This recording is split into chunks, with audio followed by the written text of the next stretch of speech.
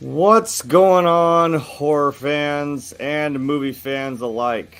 We are back once again with Monday Night Saw, here to go over the Hoffman trilogy. And of course, as always, I need to stop the music. I will figure this out. Okay. What's going on? As always, I have my co-anchor, my co-referee, whatever we might call it. Whatever you want to call Lone Star State. Yeah. We got Tex back in the house. Probably Saw's biggest fan, who I'm going to let, I may be pressing the buttons, but he knows where all the buttons actually are and all the timers and all the keys and all the whatnots. How are you doing? I'm well, my friend. You've obviously had better days. Look like you got into a little oopsie or something. Yeah, just a small one. You doing okay, Fal? Do you need some stitches, maybe a Band-Aid or something for that? Cover that up. Yeah, maybe just a little Neosporin and a little kiss. I'll be fine. Just rub some dirt on it. You'll be fine, right? Isn't that what we were always told? Yeah, it's take some ibuprofen, drink some water, walk it off. You'll be fine. Right. Yeah. But yeah, no. I mean, if it's Monday, it must be Saw, right? So here we are. I mean, I would argue the best of the Saw films, but that's I guess that's up for interpretation. You know what I mean? Well, we're gonna get into it. So right. Yeah, like I said, we're back here again with Saws 4 through 6, which is now, I guess, been officially dubbed the Hoffman trilogy, as the previous 3 films were the Jigsaw trilogy. Now, one thing that Saw is really well known for is its plot twists. Like we said, I mean, when you saw John stand up at the end of the first movie, that was a holy shit your pants moment. I gotta be honest, I agree with Tex. This middle section here, it's got some good stuff, because I remember something very specific from 5, and honestly, I think a lot of people don't like 5, but honestly, I enjoyed 5. Weirdly enough. 5 is, I can't wait to, I mean, obviously we'll get there, but yes, 5 is, I constantly, well, not constantly, but when I come to rank these movies, 4 through 6 is always my top 3, no matter what, even over the first one. But they constantly change. Like one day it'll be 4, the next day it'll be 6, the next day it'll be 5. They go back and forth. But yeah, let's get into it here. Saw 4 came out in October of 2007. We got our boy Darren Lynn Bousman back for his not final time directing the Saw movies. We'll see him at the end of this, but maybe his best time directing, even as good as 2 are. This movie's off the chain. I mean, it's gnarly. They made this thing for $10 million and it pulled in a hefty $139 million. So, I mean, as we've said many times on this channel, if you want to make money, go make a good horror movie. You can make them for cheap and everybody loves them. So, I mean, yeah, it pulled it in, but you want to give us a plot breakdown there, Yeah, if you like my little thing there, I'm Detective Tuesday, and I'm definitely not a crook. If you know, you know, and if you don't know, I'm about to tell you. if your head ever ends up in a jar in Futurama, I'm gonna know you're up to shenanigans. But we'll figure it out. Hey, Nixon was my favorite on that show. I'm not gonna lie. I'm glad you all get to see my good side while I read this. I love it. Okay. Hey, real quick though, again, it's spooky season, and this is what I do. This is real simple. This is just, and for YouTube's sake, this is fake. This isn't real. I didn't actually do this. It's just liquid latex, some tissue paper. No, I didn't. Yeah. I like to think I method act, but however, no. Yeah, no, he didn't get hit with a lawnmower blade right before we went live. We promise you, dude. He's fine. No. He's okay. We don't need to get ripped down from the internet for some weirdo communist crap. Yeah, no, it's just liquid latex, some tissue paper, and I mean, as we said before, there will be blood. Blood will make it look so much better, and it'll hide a lot of stuff. Trust me. Also, it's my shade. I don't know. We put some concealer and some whatever the hell to make it look like my shade, but Anyway, There you so, go. Saw 4. So now, Jigsaw and his apprentice Amanda are now both dead. Now, upon the news of Detective Carey's murder, who we unfortunately saw in the last trilogy, now we have the FBI involved. 2 seasoned FBI profilers, Agent Strom and Agent Perez. They arrive in the terrified community to assist veteran Detective Hoffman, sifting through Jigsaw's latest grisly remains, piecing together the puzzle. However, when SWAT Commander Rigg, who we have seen before in this previous trilogy, is abducted and now thrust into the game, the last officer that has been untouched by Jigsaw has now 90 minutes to overcome a series of demented traps to save an old friend, who we might see here in just a second, or he could face some deadly consequences. So it's starting to get pretty real now. Yeah, Saw 4 to me, like Saw 3 was I mean, there's a reason why these films are defined in trilogies, obviously, because that's the way films like to do it, from Star Wars to everybody else. But when you actually look at these movies, you can see a difference in tone, the levels of the threat levels go up. I mean, Mhm. this film Saw 4 is much heavier and darker than even Saw 3 is, and that's saying something. I mean, we basically killed most of our cast, and Saw 4 is really when the series it kind of becomes like a TV franchise. Like I Yeah, kind of soap look at these opera. films as if they're seasons of a TV show because there's Yeah. so much back and forth. You'll see something in one of these movies that you may not see for a movie or two.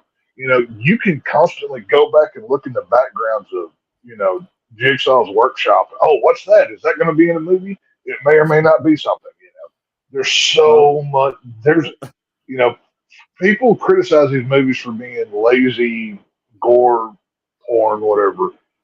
They're pretty deep. I mean, I don't know how much money they put into that latex doll of Jigsaw right there, but that thing yeah, looks that's incredible. well, I was gonna say, speaking of deep, I mean, if something that we saw in the last movie, what was that Yeah. mysterious little wax covered cassette tape that we saw him slip into his mouth? Right? So Can you now imagine trying to swallow that thing? you know Jesus what? Christ. We talked about that, and I'm like, she's like, how the hell did he do that? I'm like, well, first of all, the tape is like that big. I'm like, that's not easy, but yeah, you maybe cover it in some wax. It might slide down. He's got cancer. I don't know. I think it's the least of his worries. He's like, He's trust got me, the cancer. I setup don't is know. worth That's it. great. It's I'm gonna be beyond the grave. I'm gonna be like, oh, it's gonna be a great gotcha when you open me up, and there it is. But that's the twisted thing is like you got this Oh, guy. I mean, like I said, it's like if anyone was ever in any doubt that right now, as this current timeline sets, Jigsaw John Kramer is gone. He's dead. His right. head's been busted open. His neck has been slit. And I mean, I mentioned this before. I'm like, I can watch all these traps. I can watch all this crazy crap go on. But watching like I mean, in detail, watching like something I know is real, like an actual like a medical autopsy. Like they're cutting him open. They're filleting his chest open. I'm like that makes me kind of like wriggle in my chair a little bit because I'm like, well, that's real. Right.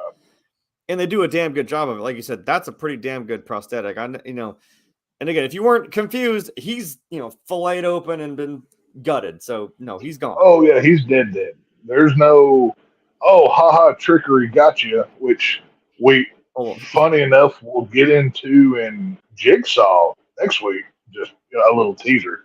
But no, in this movie, I mean, they straight up rip his guts out and cut the top of his head off. This is, they ain't playing from the start. Whenever they have the autopsy scene, they show you everything.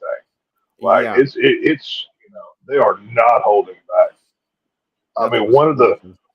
one of the funny little behind the scenes about this years ago, whenever I was one of the cuts of the DVD that came out, I forget which one it was, but it was on the making of, and they were talking about this scene where they had the prosthetic John laying on the table, right? Mhm.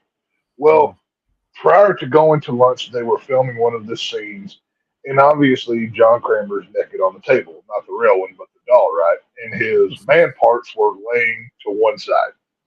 Well, when everybody got back from lunch, somebody had thought it would be funny to move them to the other side.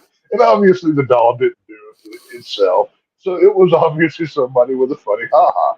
So I guarantee you there's somebody with a great behind the scenes photo of them diddling with John's dead corpse latex thing laying there that I would love to see because that would be hilarious.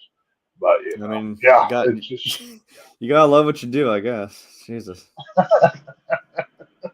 but now this it was something. So like I said, now now with Agent Carey now having been butterflied open, the last person who I think we saw, what was it, in 2 with Donnie Wahlberg and also Donnie Agent Wahlberg, Carey. Eric Matthews, was Rig here, the guy who was kind of leading the SWAT team. He's kind of the last loose end here. So you know Jigsaw, he covers every base. So he's which I know, trust me, I know I'm saying Jigsaw, and I know I just said we just filleted him open in an autopsy, but just bear with me here and trust the process.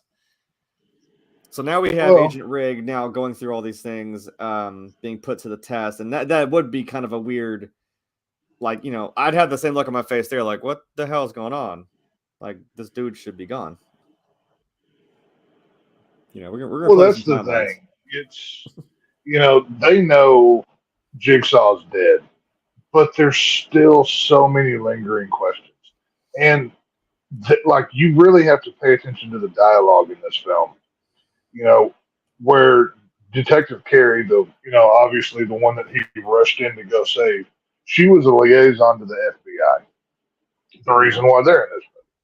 And there was a lot of things that she was holding back. Obviously, they say she was holding it back now because they didn't write it into the script before because it was so busy already. But I don't know if it's necessarily a retcon, but it just continues the plot. But Detective Carey's found dead, and it's really cool when we see her. They actually brought back the actress that plays her. I can't remember her name now. Either way, the chick from Starship Troopers, the smoking hot one. They brought her back for one. Oh no, there's another one in this movie too, though. That I would argue. This movie's this set of movie is full of hotties, from Perez to Jigsaw's wife. Jeez, they are everywhere. Yeah. But they actually brought back the chick to play the same role. They brought her back for one day to basically rig that chest prosthetic on her and put her back in the angel wing trap just so they could it would look good. But the whole point of this movie is Detective Rig is, and obviously you feel for him because all his friends are dying. Even the FBI points this out later. He's like, how is he the only one left? Everyone else is dead. And what we learn is Detective Carey was holding out on the police, even maybe, and letting the FBI know that, hey, there's a couple more cops that are targets here. And there's also accomplices and stuff because, like Agent Strom says, whenever he's in the scene there with, Carey's body's dangling from the ceiling. How did 100-pound Amanda and a sickly old John Kramer get her 140-pound frame up into the air? Yep. It's just, there's so many questions. And of course, we've got our boy Hoffman there. He's took the lead on the investigation because he's basically the entire homicide department for, whatever this city is now because everybody else is gone, allegedly. But he's been there from the beginning, apparently. To kind of go to the start. Obviously, like I said, we start out with the autopsy scene, but then we go to the opening trap. This thing, yes, I don't know if it's one of my favorites, but it's a fun trap. Obviously the whole see no evil, hear no evil, speak no evil, right? Well, you got one guy who's got his eyes sewed shut, another guy that's got his mouth sewed shut, and they're both chained by the neck to this device that's pulling them together in the middle. And pay attention to who these people are because you see both of them in this film and in later movies, by the way. But basically, each other's key to unlock their collar is on the back of the other's neck. And once this Yep. thing starts going off, the chain's being wrapped in, and the guy that's blind, he obviously can't see, but he can hear him, you know. So he basically just starts swinging, and they're just throwing down on one another. And homeboy that can't talk, he obviously has the advantage. He gets homeboy bashed over the head. He's has the guy laying across the machine, gets a hammer and just beats this guy in the forehead till he's dead.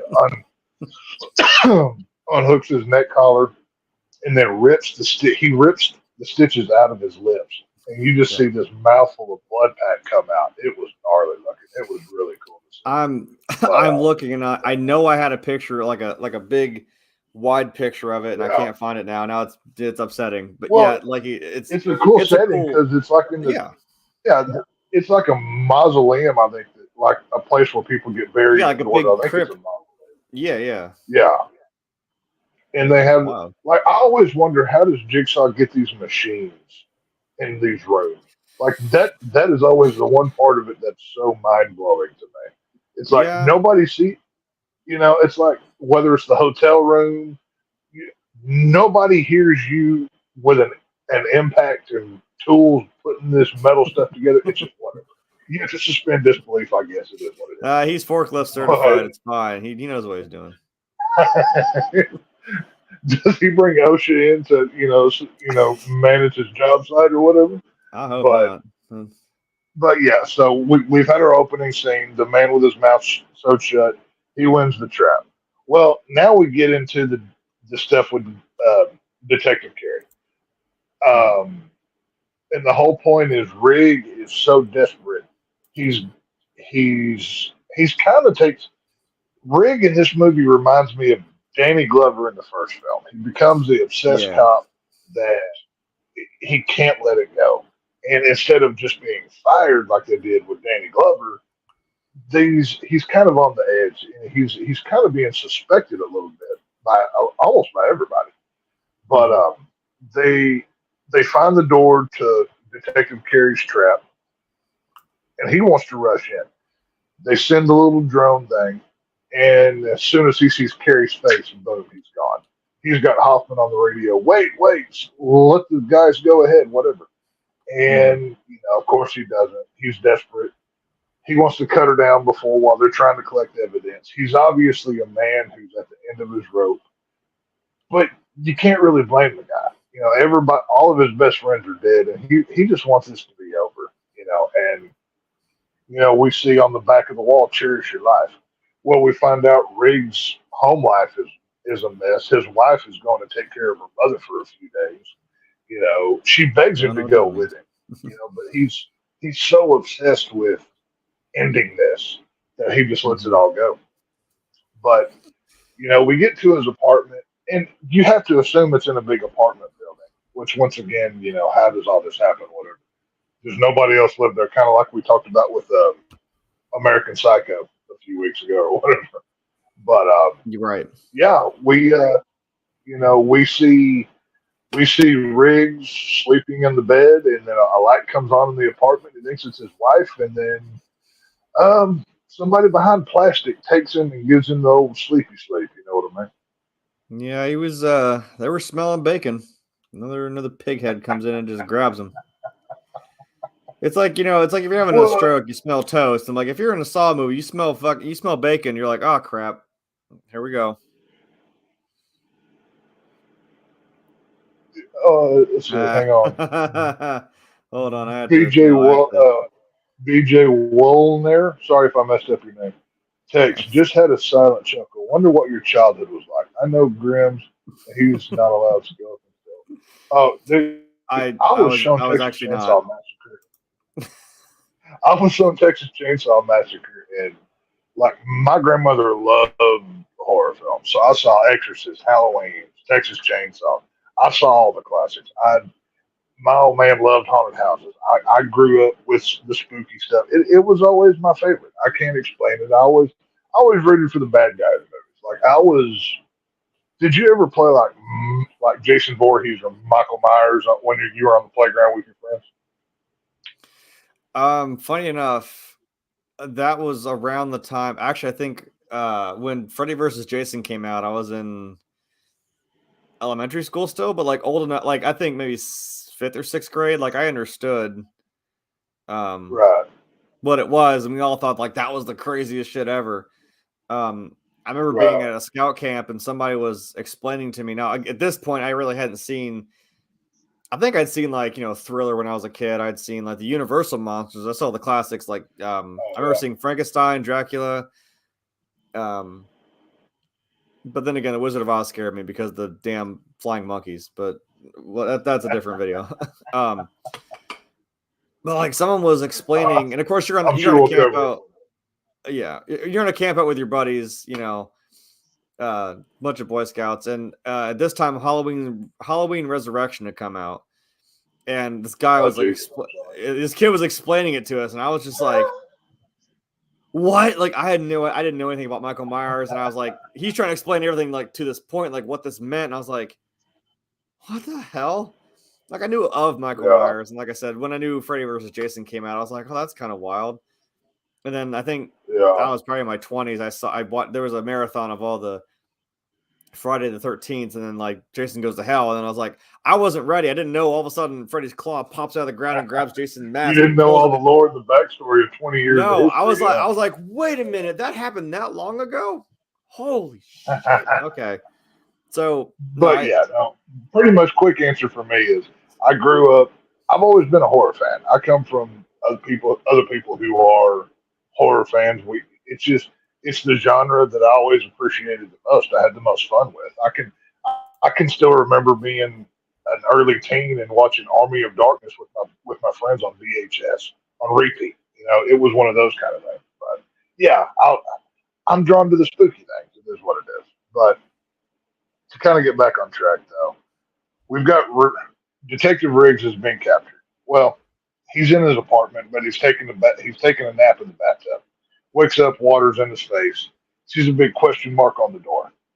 One thing that I love about this scene when he wakes up is he takes the towel hanger off of the door to for like a weapon or whatever. So many people in scary movies, they're not prepared. Like it's like in that scene, Detective Riggs knows he's in a scary movie.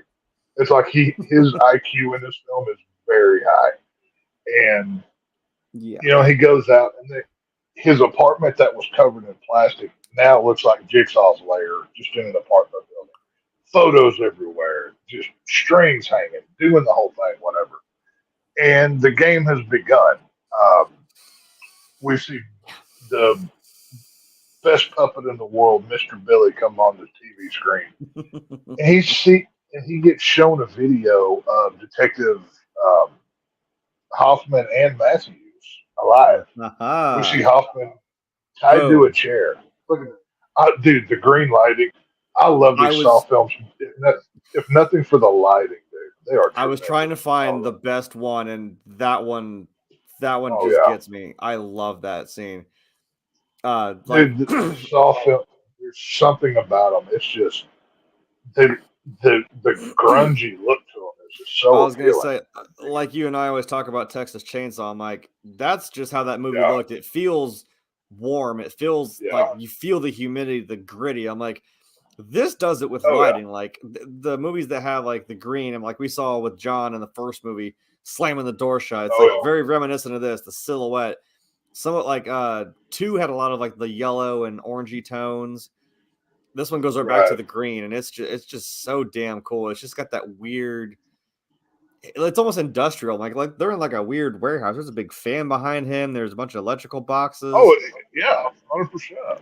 It is wild. So that's the big plot twist: is Detective Hoffman is sitting there in the chair, and hanging up there is a familiar face. That is Donnie Wahlberg, Detective Matthews. He is in fact still alive. Not in a good place, but he's still alive. Well, like right before this scene, because in that picture that Jeremy had just showed, we see Hoffman gagged in a chair, bound. Prior to this, we saw Hoffman in the police station holding like a stuffed bear or something, And Detective Perez, which is another gorgeous woman in this film, Oh yeah. she goes, "Oh, do you have a daughter, son?" She goes, Hoffman goes, "No, it's a long story." And right as he says that, you see somebody come up and say, "Hey, another doctor went missing." Initial time watching this movie, it's a line you completely don't even think about or realize, but it's an important line for later on in the film. And then we go to that scene. We see Detective Matthews and Hoffman. They're obviously been bound and constricted. Um, and now Detective Riggs has gotten his tape. He sees on the wall, "See what I see." And Mm-hmm. this is where the games begin. Riggs walks into his living room and he sees somebody sitting in a chair with a pig mask on, with a really cool pig sound effect in the movie when they do that, by the way. I wish we could play sound effects because I don't know where they got that pig noise from, but holy moly, is Right. it Right. good. And of course, he's got his pistol out by now, and hands on the ground, take the mask off, blah blah blah. But the person can't do that. He walks up and he lifts the pig mask up. It's a woman who's bound in the chair, and as he goes to remove, the timer kicks in. Where you hear this click click click click click. All those gears in the back of that chair start going off, and you see this woman's ponytail has been wound as tight as humanly possible and wrapped around the drive shaft of this machine here. And every click it Yeah. goes by, it is pulling her. It is literal scalping her. This, even for me, I cringe when I watch this one. I'm like, oh god, that one's got it, That because one you don't. gets rough. It's Yeah. bad. Yeah, I mean, there's some And pretty bad ones in this movie, but this one might be the most grueling out of all of and the ones we get. and at least Rig isn't quite as bad as our boy Jeff. He at least he kind of stands there for a second, but like you said, kind of the same as like Agent Carey. She was, remember she was in her house. She immediately pulled her gun out. She was sweeping every room, like Right, the way you do it. And she put a few rounds through her closet door, and she realized that's where the camera's coming from. Riggs the oh same yeah, way. He's pretty damn smart. He's like, okay, I see this. I'm assessing the situation. I mean, he even goes, the first thing you think of is cut her hair, cut her hair. He runs into his kitchen, and right, of course, God damn it, took all the knives, took all the scissors, and then there's a note basically like, haha, figure it out. I'm like, damn, that's brutal. right, So on the gears somewhere, it's like he said, see what I see. On the gears are a set of numbers that click by as the gears turn. And that's what you have to figure out to get this woman out of her trap. But like I said, with these damn Saw movies, there's another damn twist with her what's that, specifically. Casey? Oh, is Casey Yeah, here? I don't care. yeah. Casey dropped in Oh on the wow. comments. No, he's actually concerned for me. Wow, that's the nicest thing he's ever Yeah, said to me. He well, said that. he don't want you to die. Who else is he gonna play Fortnite with? You know what I mean? Yeah, who else is gonna? Just Hey, who else is gonna carry him in Fortnite? I mean, I'd probably get that looked at. I can't play with my face half open like that. but I yeah, appreciate your concern, so Casey. Thank you. obviously, Rig is trying to help this woman. He even, he goes back and I don't know how many rounds he has in that firearm, but he pops off 3 or 4 rounds and it stops it for a minute. But guess Mm-hmm. what? Click, click, click, click. Just like a good machine, it keeps going. And fi- this is when you really start to see like her hairline start to go back. And obviously, they put like a bald cap on her and then a wig on top of it. Probably glued the wig down with some blood or something. I don't know how they did it. But it looks legit. It looks real whenever it's literally peeling her scalp off of her head. The way this woman acted, Nasty. like, oh, dude, you feel for this chick. And Yeah. her My own scalp is hairline's starting to retreat, and I'm like, stop, no. yeah, Jesus. mine started about 25. Like, I feel your pain. But I'm 30. I still got no, hair, thankfully. No, I'm doing good for myself. no. So Rig finally gets the combination. He finally figures it out. He gets her out. Well, you'd think trouble's over. Okay, we're fine now. But number one, Rig has fired his firearm in an apartment complex, which has drawn attention. And two, the freed woman now tries to attack him. And it's like, what is going on here? So Rig, we find out the woman was basically a pimp. She was a sex trafficker type. She was running girls on the street, and she thought that if this police officer saves her, he's going to lock her up for the crimes that she's committed. So she's got to kill him to keep this from happening. And there's a little bit of a struggle. I do like that they didn't have this one weakened woman overpower Rig. I felt that the fight was very realistic. I mean, would you agree? It was very. I mean, it's like how kind of like a real fight is. It's like it's messy. It's very, it's not polished. Like she, like he said, he gets her out, and then her. I think she had a tape. It was like her game was, hey, there's gonna be an officer that's gonna come to help you. So basically, if he does, inside here is a knife. Kill him. It's like, oh shit. Well, now with her head half hanging off her skull, amazingly, she did try to put up some fight, but I mean, no matter how tough you are, man, it's not gonna work out for you. Plus, hey, we can't kill Rig that fast, so we still got a movie to get through. One of my favorite moments in a Saw movie ever happens in this scene, and it's the moment where they're fighting, right? And then as he's like holding her from behind, he like throws her into the mirror, and as she crashes through, we go into the next scene. That like it's that those wild transitions, yeah. Those dude, the transition. Darren Lynn Bousman, shout out. I mean, I know he's not watching, but the transitions in this movie, and really in all of his movies, are just so good. He may be the king of that. But once we get past that scene, he was given 2 keys in the apartment. One saves and one doesn't. And one of the keys has a tag on it for a hotel. So that's where he goes. Well, we get to this real seedy, nasty looking hotel. It looks like one of those hotels that you rent the room by the hour for, not adult. Well, I think you're about to hit that nail on the head, to be honest. Yeah, and we see this gigantic fat man wearing a size 3 small 2 shirt, or 2 small shirts. Sitting there with this, tweaked out meth head. Whenever Riggs walks in the door, he wants to fight him automatically. It's like, dude, what are you doing? You're like, you're a moron. And there's a dog. Well, of course, Rig is on a mission. He's got 90 minutes to basically save his 2 friends that he thinks are going to die. And he goes up to the room and he finds it. And this is where Rig really kind of. And I love how Lyric Beat played this scene because he's seeing all of these things that this man has done. The fat man that runs the hotel, or he's a manager or whatever, he's basically a sex criminal, but he had gotten off on 4 rape charges for, I guess, circumstantial evidence or whatever.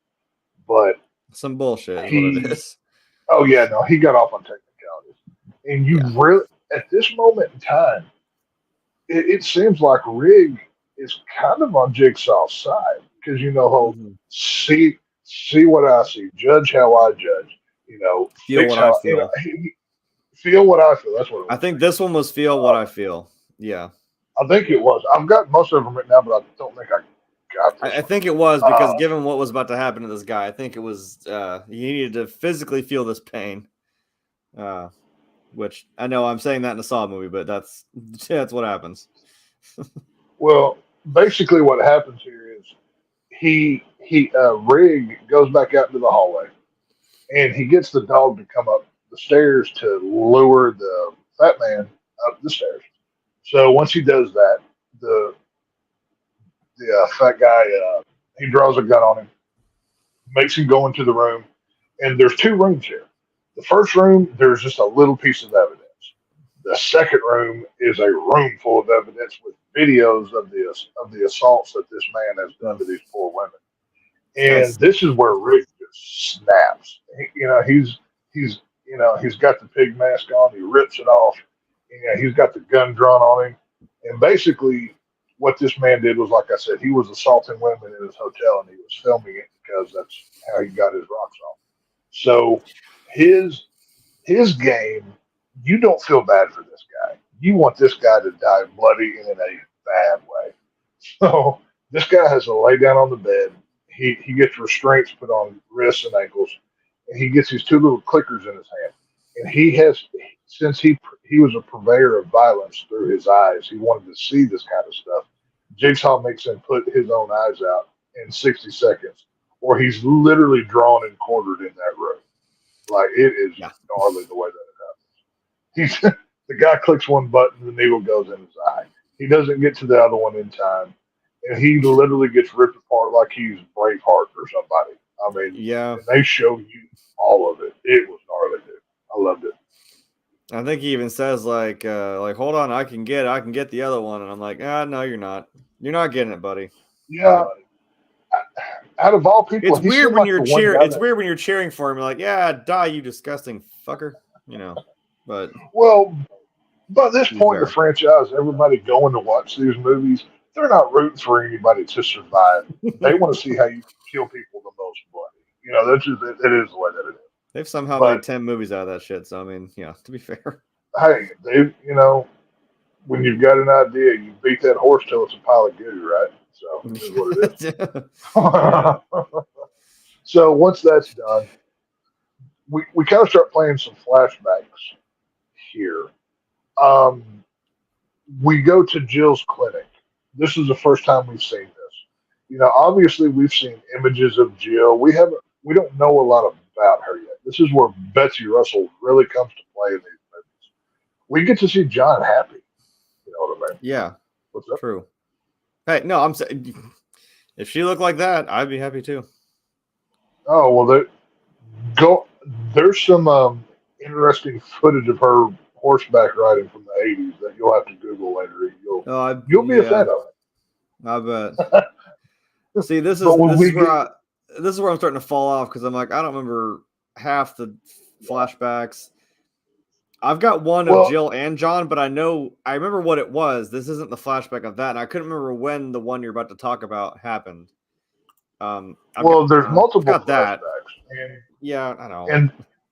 And see, that happens in 6. Yeah, I think that's 6.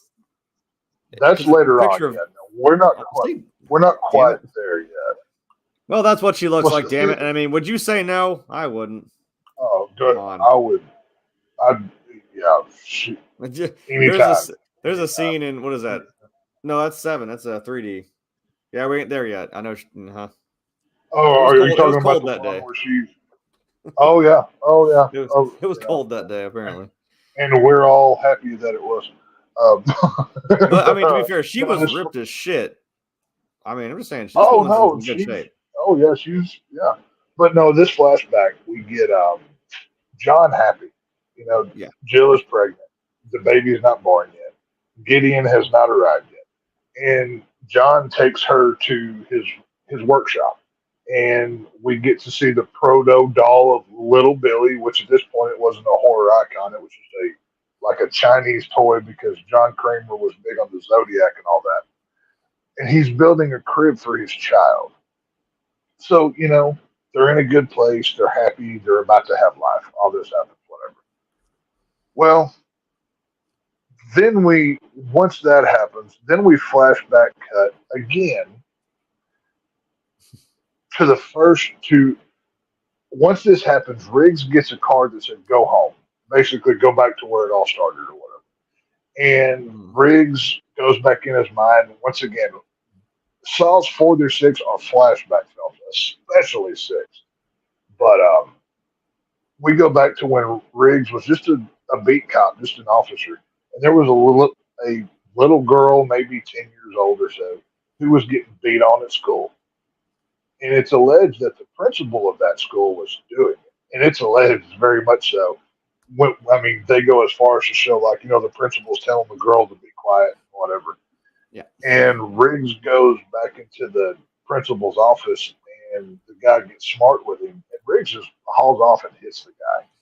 Breaks his nose, breaks his orbital to bone, or fracture. He fractures the bone in his face. I can't remember exactly what it was. But obviously, the guy says, "Oh, that's the worst mistake you could ever make. I'm going to own him. I'm going to sue." Well, remember when I said that guy at the beginning of the movie, you need to remember who these people are, because that man is no other than the lawyer that represents this person and maybe a few others in future movies we're going to talk about. But this is um, Jigsaw's friend, John Kramer's friend, his business partner. It's basically he's his attorney. That he represents a lot of people in this world. Because if you've ever had anything to do with John Kramer, he's eventually going to put you in a Saw game. Unfortunately, that's what we've learned from these movies. It is what it is. Yeah. So guess who's in the Zep seat, keeping tabs on Hoffman and Detective Matthews? Yeah, that guy. Yeah, guys all over this movie. I didn't have the trap, but as you can see there, his mouth is kind of still messed up from those stitches when he had his mouth sewn shut. You can see the scars. You can see the scars. Yeah, you can.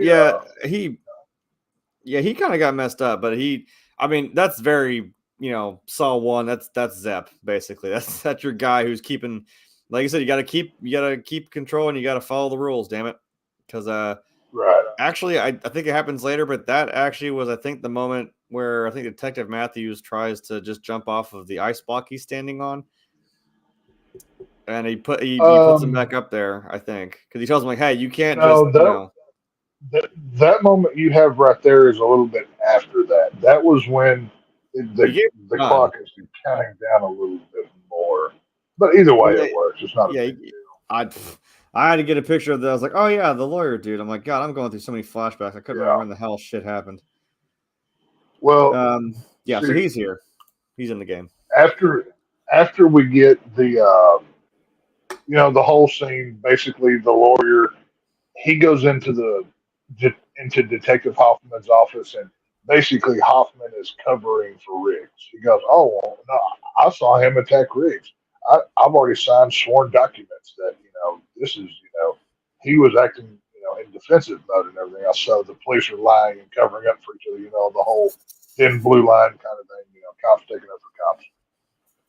So once again, we're back to flashbacks because, we have to fill out this timeline now here. So we flash back to not so much a happy time with John. We see Jill in her clinic and she's finishing up.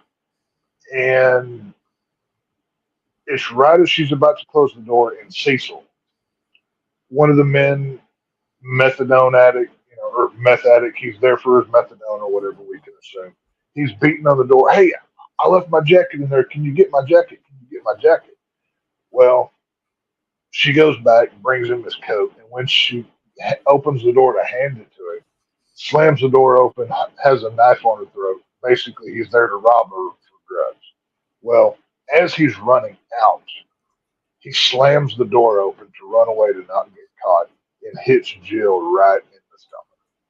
And she's big pregnant by this point. She's like 7-8 months along. She's about to pop. Yeah. Well, so, she does pop. John is there. John Kramer. He's sitting out in the car in the back. It looks like the back parking lot. And we get another cameo. Hey, guess Addison who? From Saw 2, the prostitute from Saw 2. We see her in this scene because once again, we're all about cameos and flashbacks here, which is what I think makes Saw so memorable and important because you don't really get this in other horror franchises. They really want to fill out the timeline, and I appreciate them for doing that. But John takes Jill to the hospital. Obviously, they lose Gideon, and this is prior to John knowing that he has cancer. When you look at the reasons of why John does what he does, you've got the cancer, the lost baby, the suicide attempt. Technically all three of these are reasons. They're just, one happens because of the other kind of thing.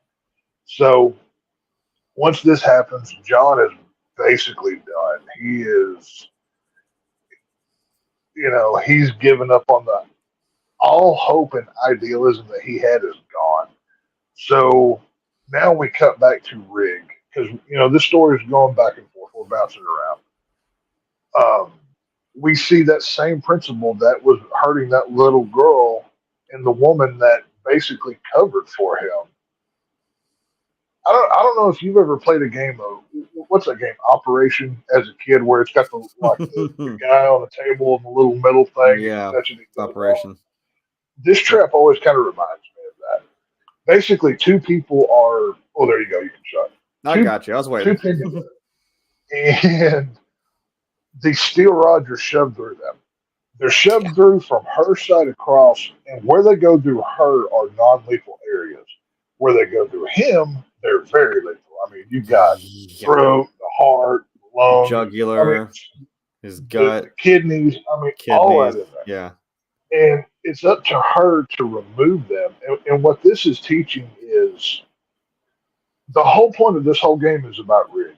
And all of these things are aimed at him to get him to learn to let it go, move on, Yep. don't obsess over this because He this doesn't has have to do anything, consumed. actually. Yeah, he literally has. He could have. He could have done nothing if he had just left that blonde woman alone in his apartment. Matthews would have lived. Everything would have been fine. True. You know, it is what it is. Literally, that like it's that easy. Just sit home for 90 minutes and watch a movie. That's all you got to do. Everything would have been fine. Watch one movie in your buddy list. But when Riggs gets to this woman, she's gotten all but one pulled out that she can't do herself, and he pulls it out for her. Mm. So what's so funny in this movie is the cops are always like 2 steps right behind Riggs. So no matter where he goes, cops are like 2 seconds behind and they show up. So now Well, I think we at have one point he hit the fire alarm as a smart idea to like boop hit it because he knows they're going to go there. But you know, once he was done, he hits this. He hits the fire alarm in that school to alert the authorities. That's how they find out where that trap is. Yeah. Well, once the FBI, you've got Strong, you've got Perez, and all them. I hadn't shown a picture of them yet, but there you go. There's Strom and Perez. I think Agent Strom was one of my favorite additions to this series. Dude, I couldn't take it seriously because I'm like, yeah, but you're Luke from Gilmore Girls. I can't. It was in that same time, and I'm like, but looking back on it, credit to this guy. You can play some like sarcastic, funny, coffee shop owner in a flannel and a backwards hat, but also be like a driven as hell, super intelligent FBI agent trying to track down whoever you think is even still doing this shit because John's dead, and you're like, well, wait a minute. Like you said, that back and forth between Agent Strom and Detective Hoffman, where Hoffman started like, oh yeah, it was Amanda. He's like, the last time we weighed Amanda when she was, still in rehab, she weighed 90 pounds. Like, there's no way. He's like, well, John Kramer. He's like, John Kramer was a stage 4 cancer patient. How the hell we wheeled him out of here? He's literally you kind of see him like, he's like, oh, this guy's on to me. You know what I mean? If him and Detective Carey had worked closer together, they could have solved this. They were the most efficient out of like Detective Matthews just wanted to hit people and arrest junkies. That's all he wanted to do. That's the medal they gave. That's the medals they gave Detective Matthews, huh? That's what I'm saying. You know, if you had Agent Strom and Detective Carey, they could have solved this. They are the super cops. But no, we will be praising Agent Strom in this next film because Saw 5 is his movie. He is amazing. That's probably why I liked 5. Like I said, Agent Strom was, I think, my favorite. He comes in and even with like Hoffman, you talk about a guy who will just fucking command a room. It's like this guy, right? Like that look right there is like he walks in, he already knows, like, yeah, all right, so. Oh yeah. I got this. No, like you could take that shot and say like, oh, that's the president of the United States in this movie. You'd believe it just with the way he commands respect. Exactly. But Agent Strom and Perez, they're exploring this school, and they open a door and they see Mr. Billy, the little doll sitting there surrounded by candles, and the tape starts playing. And this tape is from Perez, so but it's real quiet. You can't hear it real well. So they get closer and they get closer, and then you hear bang! It's like an air cannon goes off, and Billy's face shatters and shoots into Perez's face and her neck all over. It is like you really feel bad for it. I mean, it just It the was like a way shape that charge underneath that ceramic mask, man. It just it shotgunned is, your yeah. face. Yeah, that And was it, awful. Strom grabs her. He takes his coat off, lays it down like a pillow. He's laying her down. Gets the paramedics in there, and basically now this set Strom on another level. He was already Mhm. ready to pop off and go off. Now his He's partner is assumingly dead. Yeah, as far as he knows, she's dead. He's been interrogating Jill. Like I said, we can't cover every detail. We're trying to do this in some kind of a timely manner, so just go watch the movies Okay. after we're done. But he's hardcore interrogating Jill, John's ex. Um, but this is where we get another flashback, and this No. is after Jill has lost the baby. John is completely gone. He has given up on the housing project that him and Art, the lawyer, were working on. He says to give all of his shares to Jill. He doesn't care. And then we get John's first game. This game is a lot of fun. It's and John Kramer's big into the zodiac and the Chinese zodiac stuff. It's the year of the pig. Once You again, wonder pig why there's a mask. pig all the time. That's why. Right. So he sees Cecil. He's Cecil is at some little vendor at this parade. And he's like pointing to the something behind the owner, and he pockets like a little trinket toy. I don't know, whatever it was. And John is fit to be tied. He's going to get this guy. So he puts on a pig mask, like a ceramic pig mask. He takes another one. He puts some. I forget what you call that to make people go to sleep. I can't remember the name of it. Oh, like chloroform. Yeah, chloroform. Yeah, he puts chloroform in a rag and puts it inside of the mask. Walks up behind Cecil, shoves the mask on his face, makes him go to sleep. Well, Cecil wakes up and he's in this old rickety chair in that same workshop we've seen a couple times in this film, and he basically says, You're an ugly person on the inside, so you're going to be an ugly person on the outside, or you're going to die because you're bleeding out from the wrist." He's got some stigmata looking deals with rods going through the guy's hands, and he puts on this real crude looking. It's literally kitchen knives. There's like 8 kitchen knives, turn blades towards the face, and Cecil has to push his face through these knives to Couldn't find a picture in of that. I order to was so free mad. himself. Yeah, no, I didn't figure we could show that, but just go back and watch it. Once we're done. And he gets about halfway through, and he's shaking, and the chair's going, and the chair falls out. The chair breaks. He is so mad at John. He's bleeding out. "I'm going to get you." you know, there's something to be said about old man John, but he's got some speed to him, buddy.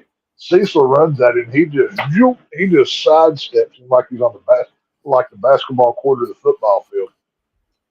And Cecil runs right into that same razor wire that we saw in the very first trap in the very first Saw movie, just on a smaller scale.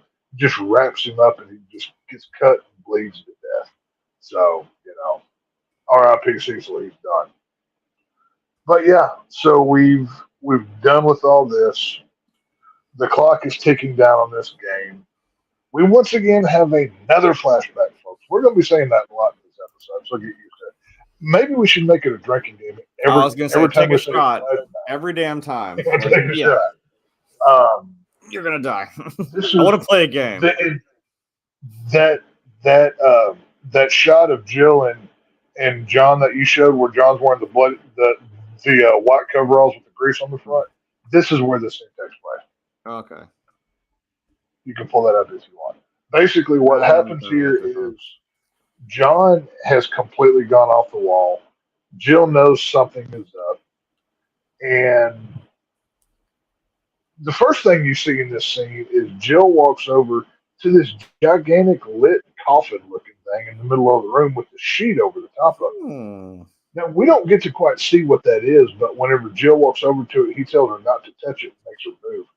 And this is where Jill finds pictures of Cecil, and Jill knows that he's done something to him.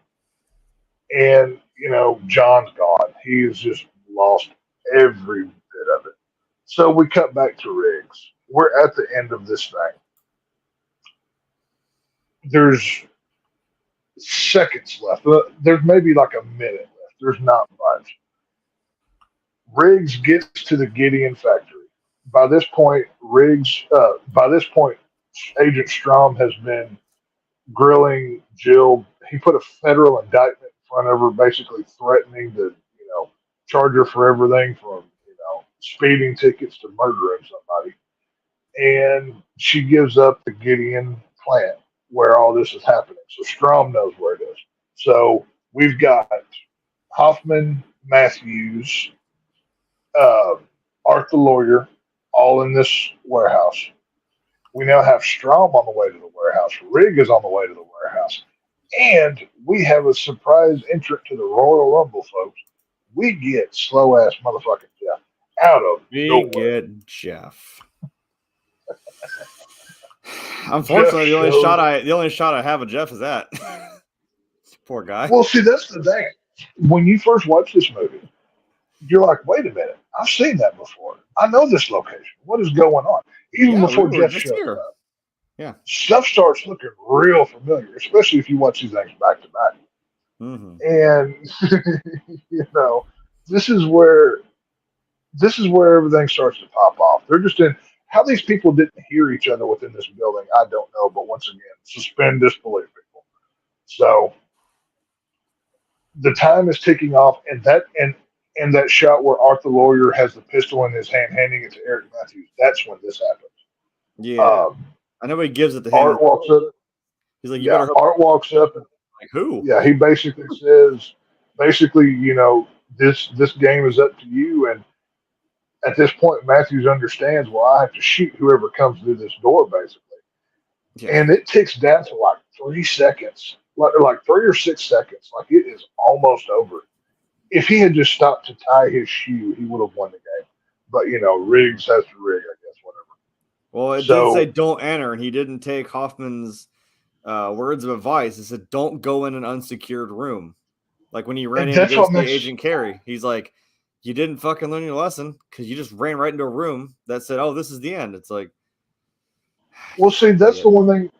Riggs was there whenever in Saw 2, whenever Jigsaw told Matthews, all you have to do is sit here and talk to me and you'll find your son in a safe place.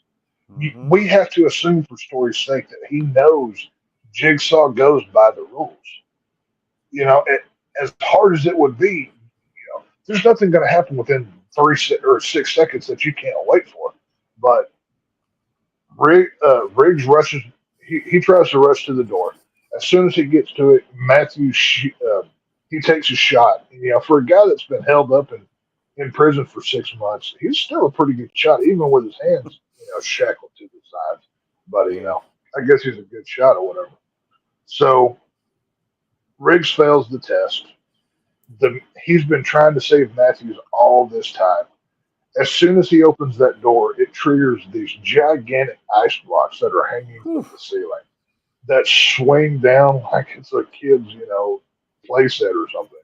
And they smash Eric skull. Have any of you ever seen The Empire Strikes Back? Or not The Empire Strikes Back. Oh, yeah. Sorry, Return of the Jedi. You know when the Ewoks take them 2 logs and they on that Imperial walker? That's what happened. Oh, yeah. Oh, yeah. Donnie Wahlberg got put on ice, man. Well, you feel so bad for Eric Matthews here. He survived 6 months in Jigsaw's prison. Everything else only for his friend to be the reason why he dies. So Strom has went into the building. Rick doesn't quite make it either, as we saw. Strom has went into the building. He ends up running into Jeff, which is, we encounter Jeff right after he just shot Amanda and he had just killed John. Strom kills him. So Jeff is dead. He ain't coming back for a sequel. He's had his time in the sun. Yeah. No, Jeff gets him in the chest. So Jeff is dead. Riggs is dead. Matthews is dead. The lawyer's dead. Lawyer's dead. Yep. Yeah, because Riggs shoots him in the head. Once again, even when Riggs is shot and laying on his side, somehow he's an expert marksman too. Um, Yeah. Basically, everybody's dead except for Hoffman. Riggs is not quite dead at this point. We see Hoffman stand up from his chair, Mm-hmm. and while Riggs is laying there about to die, this is where we get more flashbacks of, oh well, you know, how did they get Detective Carey up there, repeating the whole thing about Amanda and John and everything else.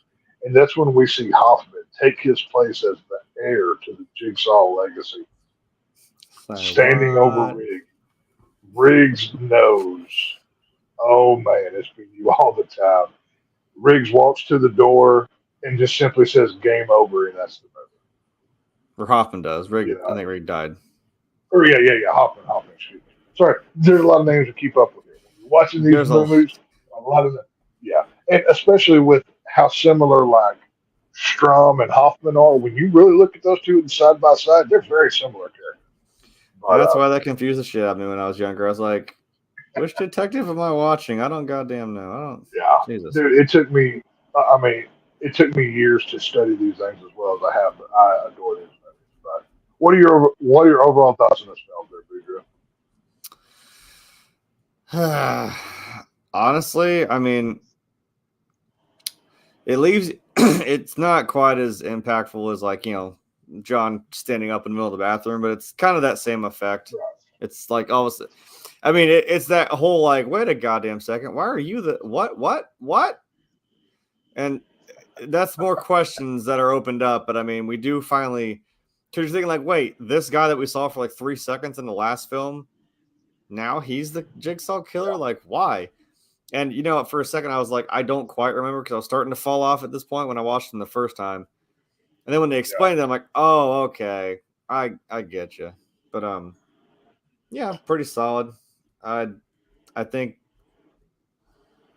I'd say the ice block thing was probably the coolest fucking shot. I mean, R.I.P. Donnie Wahlberg, but man, you had one hell of a way to go out. If I had to go favorite trap, probably the hotel room out of this one for me, just for how vicious it was. Because the dude, I mean, had to put his eyes out, and then he got, literally, he got bravehearted, just drawn and quartered in the hotel room. But yeah, I love this movie. This may be my favorite. It's definitely top three, maybe my number one. I love Saw 4. But yeah, it's I guess we can move on to Saw 5. If, whatever. We try not to be here all night. No, but you run through 5 and we'll get there. Okay, Saw 5. Yeah, Saw 5, 2008 October. We get a new director. We get David Hackle, and this guy, he was a production designer on the previous films. That's one thing I like about the Saw franchise is they reward, like, when they don't go outside of their team to get a new director. They promote from within. I've always liked that. It was made for $10 million and it made 113. So not quite as much as the last film, but still respectable. Of course, our main cast here, we've got Hoffman, Strom, Jigsaw, Jill Tuck, and then we get our 5 players of our game. We have Megan Good, who plays Luba, Julie Benz, that plays Britt, Carlo Rhoda is Charles, Greg Brick, B-R-Y-K, I guess it's Brick, I don't know, that's what I'm going to go with. Laura Good plays Ashley, but very briefly. And then we introduce a new FBI character, Mark Rawson. He plays Erickson. He's like the FBI director or something. But some of these names go pretty quickly, so you won't have to remember much about them. But why don't you give us a plot breakdown there? Let's see. Where did the thing go? There it goes. Okay. So, get rid of 4. Saw 5. So, now. Also, we forgot. Whatever happened to Jeff's daughter? She was actually saved. Oh, yeah. No, we forgot to mention that scene where Hoffman early in the film, in the early in Saw 4, where Hoffman had that little teddy bear, and Perez asked him, you know, is it a boy or a girl? And he says, oh, it's a short story or whatever. He was taking that to the little girl. And there's also there's a deleted, or there's a mid-credit scene Yeah. where we see Amanda going to the little girl that's being held up, and she says, don't trust the man that comes to save you. We also, I did forget to add that, but, you know, forgive me. We're covering a lot of movies. But, No, it's all good. Jeff's daughter was saved, but, you know, yes, it is what it is. So, but it's all good. unfortunately, by Detective Mark Hoffman, who is now deemed a hero after he saves a young girl and quote unquote escapes one of Jigsaw's games, obviously, which we all know that's some bullshit. Special Agent Peter Strahm is suspicious of Detective Hoffman and of him after after we're not done with Agent Perez yet.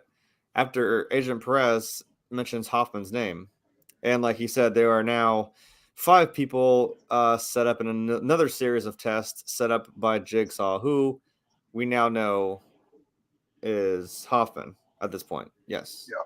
There's so many flashbacks. Hoffman's now carrying out So Jigsaw's legacies. Like I said, now he's deemed a hero because he's apparently the only person standing who's ever still been in this case. But like I said, Strahm is kind of giving him the side eye, thinking he's the new apprentice, and he's going to do everything he can to prove that he's right. But you know how it is in these movies when someone just can't let something go, or you start seeing something through to the end, it's not going to end well for you. Right. I'm not going to lie. Yeah. This shit opens up with one of the coolest goddamn things I have ever seen. Oh, the way they shoot my favorite. It's simple, but the small aspect ratio, and it just zooms right in. Oh yeah. That pendulum blade that they have in this movie, it looks like if I ever build like a Saw haunted house, I would make that. I was talking about Strahm. My bad. There's so many damn people in these fucking movies. Sorry, dude. This thing. Yeah. I'm sorry. I was jumping ahead. That would be. But yeah, we open up. The opening trap for this film is the pendulum trap, as it's officially called. And basically, we're looking at Seth Baxter here, and he killed the girl. He kills a girl. He serves 5 years of a prison sentence, and Jigsaw don't like that. No. He doesn't think that's a very fitting punishment. So basically, what we have here on the screen is that device to Seth's left there. Basically, he has one on each side of it now. He has to shove his hands in both sides and push until his hands are squished, which will release him from his, shackles, and he can go free. But all the while, Jigsaw kind of fibs a little bit on this one. He's not telling the whole truth. And Seth Baxter wins his game. He in all fairness, he wins his game. But it doesn't matter. He gets carved up like a Thanksgiving turkey. And I know we can't show the innards of this guy falling out on the floor. I don't have a picture of that. But oh my God, that shot is it's incredible. Like the practical effects that they did on that were great. It's like a swinging guillotine, and it just kind of right across his abdomen. Yeah, it's literally. I mean, it's a pendulum blade swinging back and forth. It just keeps coming down. It's coming down and cutting this guy in half. Maybe one of the most brutal saw traps to date, because it makes it that much worse because he succeeds, but he still doesn't win. But once again, take another drink, because guess what? We're having a flashback, folks. We need like a counter on the bottom of the screen for flashbacks. It has a ding every time we do a flashback. I like cinema sins. But every time I get a flashback, I need I need the bell. We need a cinema sin. Yeah. But we cut back to the end of Saw 4, and the last thing that we saw was Hoffman slamming the door shut on Strom in the surgery room from Saw 3. Or Durr. So, yeah. So now all the lights are off, and there's a hidden entrance to this room that we didn't know about because the writers hadn't created it yet. Because they didn't know it was there yet. Yeah. Yeah, they didn't even know it was there yet. But now Strom opens that door. You know, of course, he's got his firearm presented with the flashlight, and there's basically a tape hanging there that's warning him: do not go anywhere. Don't leave. You know, that he said this room can either be your sanctuary or your tomb, and I'm like, whoa, that's deep. All right. Right. So, you know, of course, this is a horror film, so he has to choose a stupid decision. So, I believe he drops an "fu" and leaves. I'm like, wow, okay, dude. Yeah. He tells them what he thinks about him and then walks out. Yeah. And then choice words. He gets a needle for his troubles, and he wakes up in the cube trap. Okay, now, this is what I was talking about. This is one of the coolest things I've ever seen. Yeah. That is so simple, but my God, is it effective! Like, if you saw, that was the that's usually the poster or the movie cover for this. Is you don't see the face, but when you get to the movie, it's Agent Strom who's got his head stuck in this little box. The shot that they use, it's to introduce this. It's a blacked out shot, and it's zoomed way out. And they zoom in really fast on it, and they don't light it up until you get right on him right there, what you're looking at. And it's like, it's very cool. It looks like it's something otherworldly when they're showing it to you. And basically, it's almost like the box is like the screen you're looking at. It zooms in on like the box as that's filling up the screen. Like, and then you get to like this, all of a sudden, boom! Now you feel claustrophobic because it's a small, like I said, a small screen that zooms out into this. Yeah, like it's fucking wild. Yeah. So basically, Strom is stuck there. He can see like all of the stuff he had on him is still there, which is kind of a ha funny kind of thing in a way. Because he can see his gun. Yeah, his gun, his badge. Look, that's messed up. Damn it. The only thing that he has is an ink pen. Well, what this thing does, first of all. Yeah, well, there's two of those gigantic office-sized jugs of water hanging above him in the ceiling. And as soon as the trap engages, it turns him into a swimming pool, basically. He's going to drown to death. He's a fan of Futurama, obviously, Jigsaw. Yeah, he was. This was set up because this is literally seconds after the end of Saw 4. Like you could add this to the end of that without noticing anything different. And the only way he has to survive, he's like fumbling in his pockets, and he finds an ink pen. He unscrews the end, takes the casing off of it, and he makes what they call that, a stoma or something like that. Tracheotomy, basically. Or tracheotomy. He does something, whatever. I can't remember what it's called, but he does like a tracheotomy kind of thing and stabs an ink pen in his throat so he shoves breathe. It right into his neck so he can breathe. Right that is clever, and that's also badass as hell. That's when I was finally sold on Agent Strom. I was like, okay, dude, holy shit. Okay, Strom's hardcore. He's, he's in the world of movie cops. He may be one of the best that I've seen, especially in the horror world. But I hope nothing bad happens to him. So mad. I really hope his career doesn't flatten out. At any point in time, that would really suck. It's like walking on glass with you, man. I hate that. Hey, don't put Strom under a glass ceiling.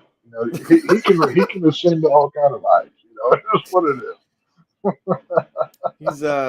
is. He's putting himself out there, just really widespread. Okay. But yeah, so anyway, all the bad puns aside, we see Hoffman, right? Well, not quite. We see Hoffman, walking out with the little girl, right? And they asked him, "Did anyone else survive?" And he goes, "No, I'm the only one." Because if Hoffman's plan had persisted as far as he knows at this point in time. Nobody else would know anything, and he would get off scot free, and he would be the hero of everybody. But doesn't happen because we still need a movie.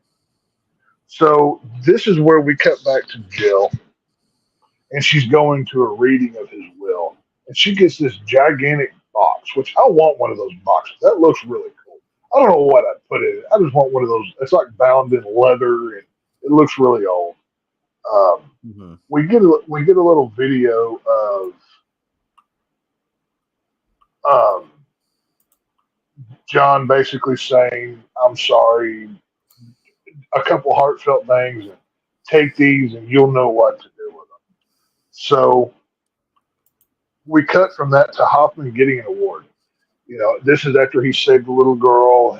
They think the Jigsaw murders are dead, and he goes right from that to his office, and what's laying on his desk but an envelope, much like we saw with Amanda in Saw 3, basically says, "I know who you are." Mm-hmm. So at this point, we're thinking, okay, somebody knows who he is. This is when we start speculating who wrote this letter.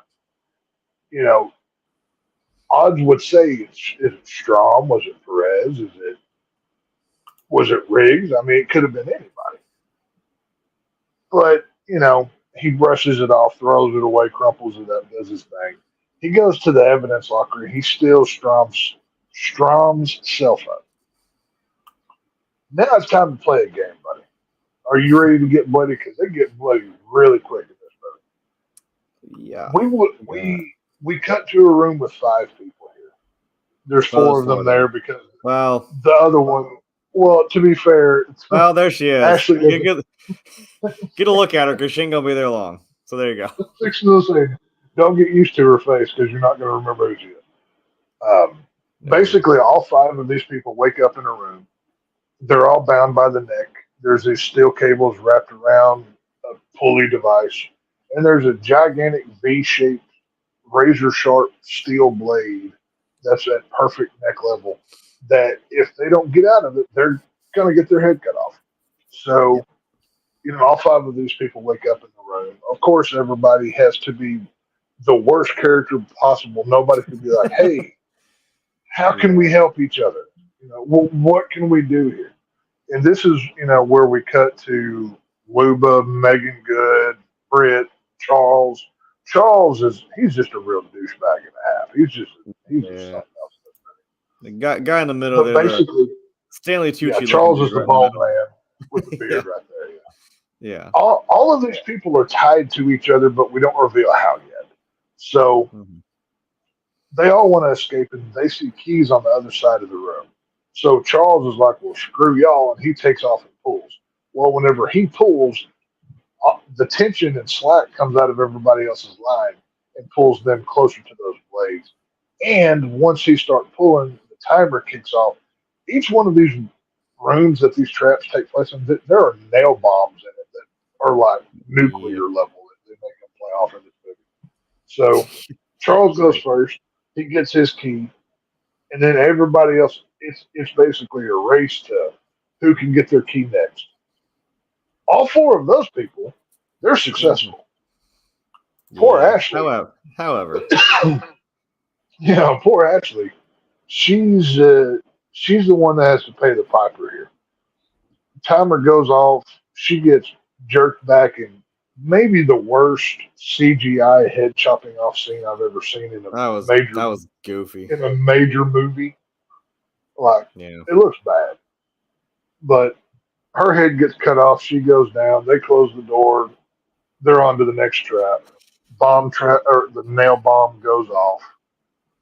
So after this happens, we get caught up with Agent Strom, who's in the hospital. Hoffman goes to visit him. He's, how were you the only one who got out unscathed? They have their macho back and forth, which the scenes between, I know everybody praises the scenes between Jigsaw and Detective Matthews at 2, but not enough credit goes to the scenes between Hoffman and Strom. I mean, they play so off. They're so cat good. and mousing each other all day.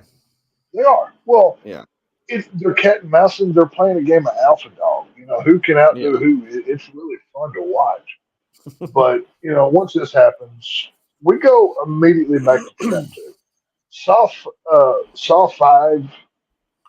They There was a lot of exposition and filling out story in 4.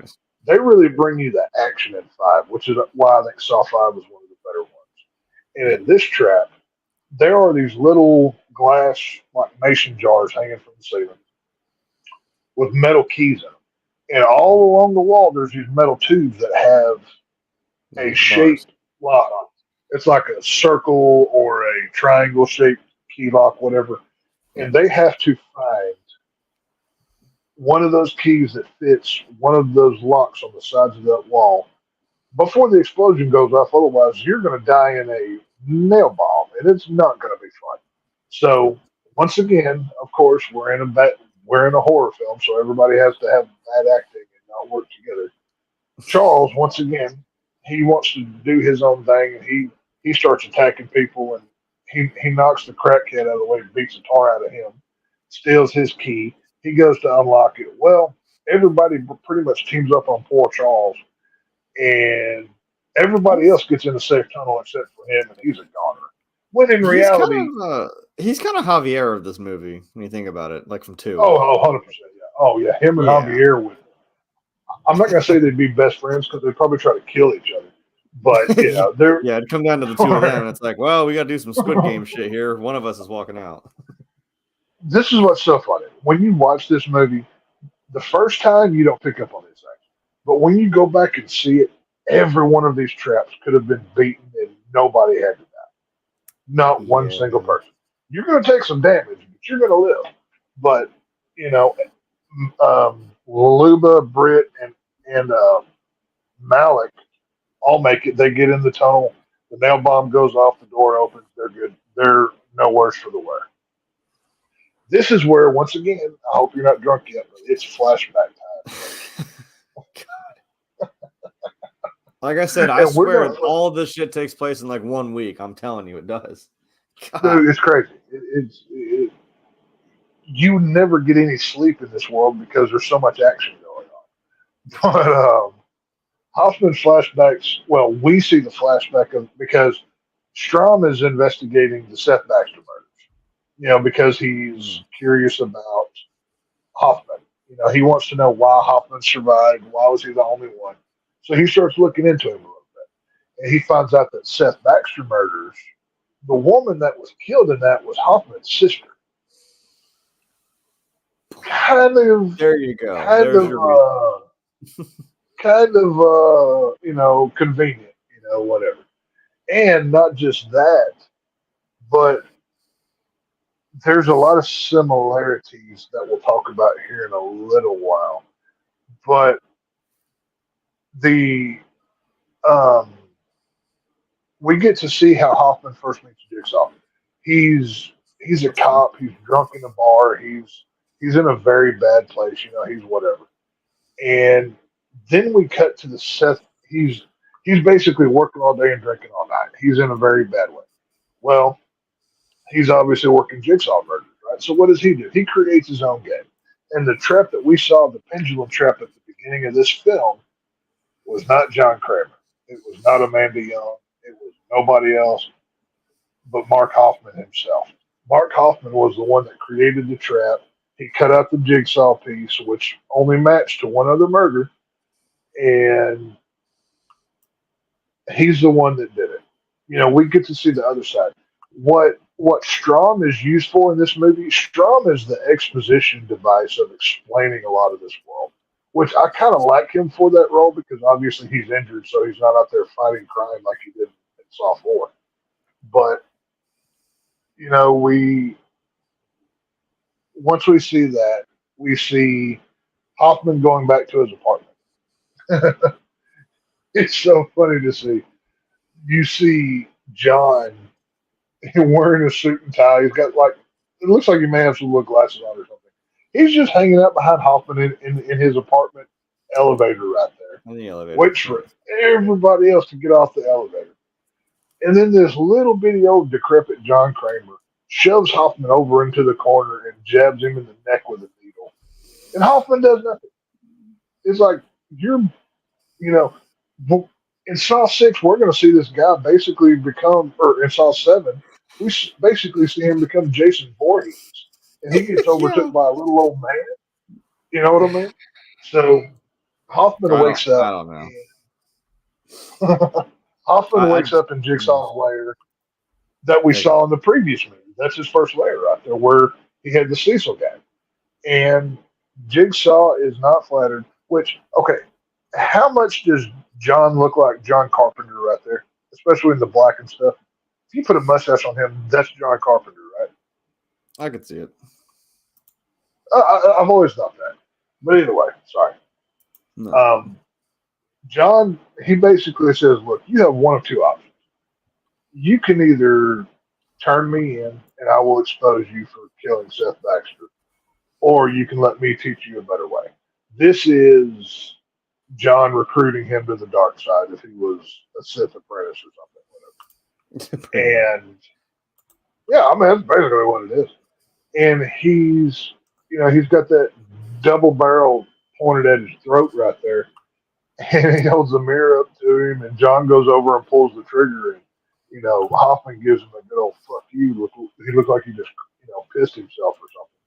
Probably did. And then John opens a gun and shows him that there was only one round. He didn't pull that trigger. So he pulled the other barrel instead of yeah. So we've now established how Hoffman met Jigsaw, which sounds like a romance novel, but whatever. This is how I met your Jigsaw.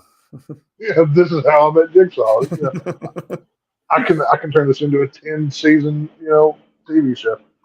Once we get that done, we cut back to normal time here, and this is where Hoffman is laying Easter eggs of Strom, basically trying to accuse him of what Hoffman is doing. This sets up for the end of the film. He calls Erickson's cell phone through Strom's phone. But of course, he's not going to answer, so he hangs it up and turns it off, which, sets up for later on. We flash back to the razor wire trap. This is showing how Hoffman learned and did everything else. And we flash back to Saw 1, where the very first razor wire trap, where the fat guy was in that wire room that he had to crawl through to escape to his freedom. Turns out John and Hoffman were there the whole time watching just from behind the door. But once again, they didn't write that in until now because the writers didn't know about it. But, it is what it is. Honestly, this movie, there's a good number of flashbacks, but Saw 5 is really about the main trap, don't you think? Yeah, there's always a center, there's I almost want to say a framing device where it's like, this is one thing we're following, but we are jumping back to other things that are important that either get us here or they're important to it in the end. Yeah. Whatever. And in that main story, like you said, there could be 4 or 5 traps along this whole way. We're following this one person. And like you said, it's kind of cool seeing, I almost said Hoffman, seeing Agent Strom go back through. It's like, they're so similar. You can't, dude. I know. Yeah. That's what got me so hard. This movie's about 2 things for me. One, the Saw game in and of itself. And the second thing is Hoffman playing cat and mouse with Strom, trying to set Strom up so he gets off scot-free. Really, that's the only 2 things that matter in this whole movie. Yeah, so I'll give you an out. Right. But we cut back to our game that's taking place in this film. This one's pretty gnarly. This one's actually pretty cool. There's a bathtub in the middle of the room, and there's these electric, there's these electric like power plants on all sides of the room with these cables sticking out. And there's 5 of them. 5. We're down to 3 people. Okay. So It's starting basically, to click in. this is when these geniuses in this movie go, wait a minute, if we didn't kill Charles 10 seconds ago, and if Ashley had made it, we could have worked together. Oh, shocking, right? But Yeah. basically, what they have to do to open the door to get to the next level is there's a certain voltage meter that has to be reached for the door to open, and either one person can take all of the voltage, or everybody can take a little bit, and everybody lives. But once again, Oh. this is we're going to act bad. We're in a horror, but we don't have Charles to be bad anymore. Now it's Luba's turn. This Megan Good, she basically, I feel so bad for Malik in this movie. He gets all the abuse from everybody. He just gets the crap knocked out of him. But Megan Good attacks him, but Britt, the other lady, the one that was in the business suit and the skirt thing, she's standing. It's so cool how she Yeah. gets Megan Good here. She walks up next to her and she's like, she's standing over the top of Malik, like, oh, we're gonna get him. And then she just stabs Lupa right in the back. She's just Right like, in the blah. right in the She just damn neck. gets her. She's so cool about it. It's just, I love the way she does it there. Yeah. So they drag her carcass into the bathtub, and they start clamping on, the electrical stuff. But what's so funny is the fifth one is basically like a meat hook that Leatherface would have from Texas Chainsaw. And Mm.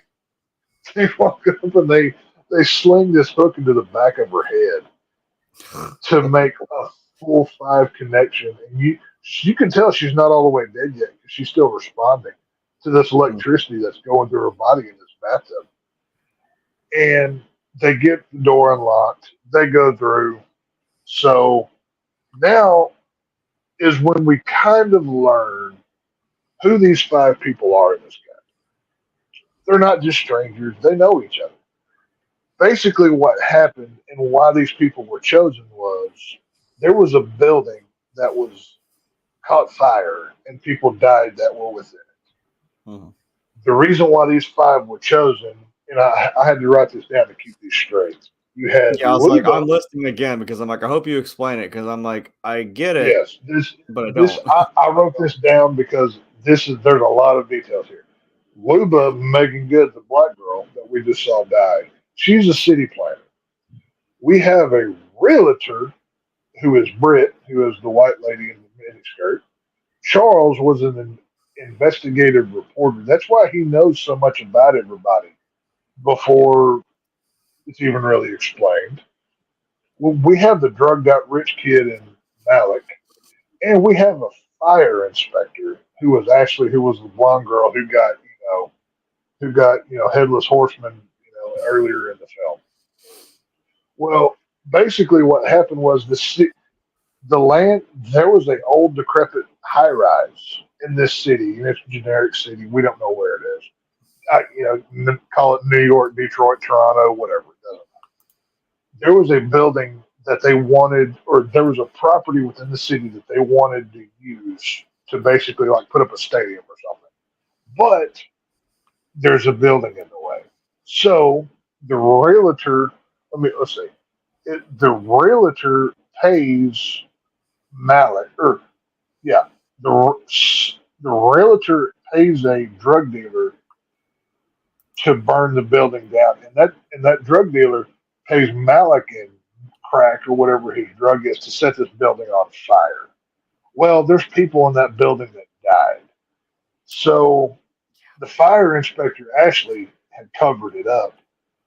And guess who gave them the permits to build this new stadium in the city? But the city planner of Miss Luba Megan Good over here. All of these people are tied in on this thing. And ultimately, people died. Jigsaw knew about it. And, they all have to suffer. But now we're down to just Britt and Malik, are only two that we have left after this trap. After we see the electric trap go off, Strom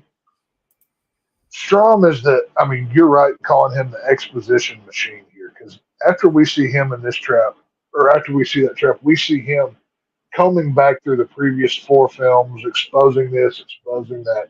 Nothing world breaking that we need to really get into detail on. Just know there is a ton of flashbacks for this. Yeah. And then we get to Trap 4. Trap 4 is maybe my favorite in the whole movie. Because basically there is this gigantic machine in the middle of the room with a hole just big enough to put your arm in. At the end of that hole is a skill saw blade that spins at a very high speed, and there is a blood collecting, um, like cup, like a vial Beaker. or whatever beaker, whatever you want to call it. And the only way to win this game is to fill this beaker with blood. Well, Jeremy, you want to tell me how many armholes were on that machine? I'm going to take a wild guess and say there were 5. Ding, ding, ding. We have a winner, folks. Well, there are 5 armholes in this machine that if all 5 people had survived, they would have just had to barely put their hand in this thing. It probably wouldn't have even cut through their hand. But now that we're down to Britt and Malik, we now have to basically saw our arm in half up to the shoulder to get this thing to fill up. They're like, and they well, do the whole turn. We could do it between the 2 of us, maybe. It's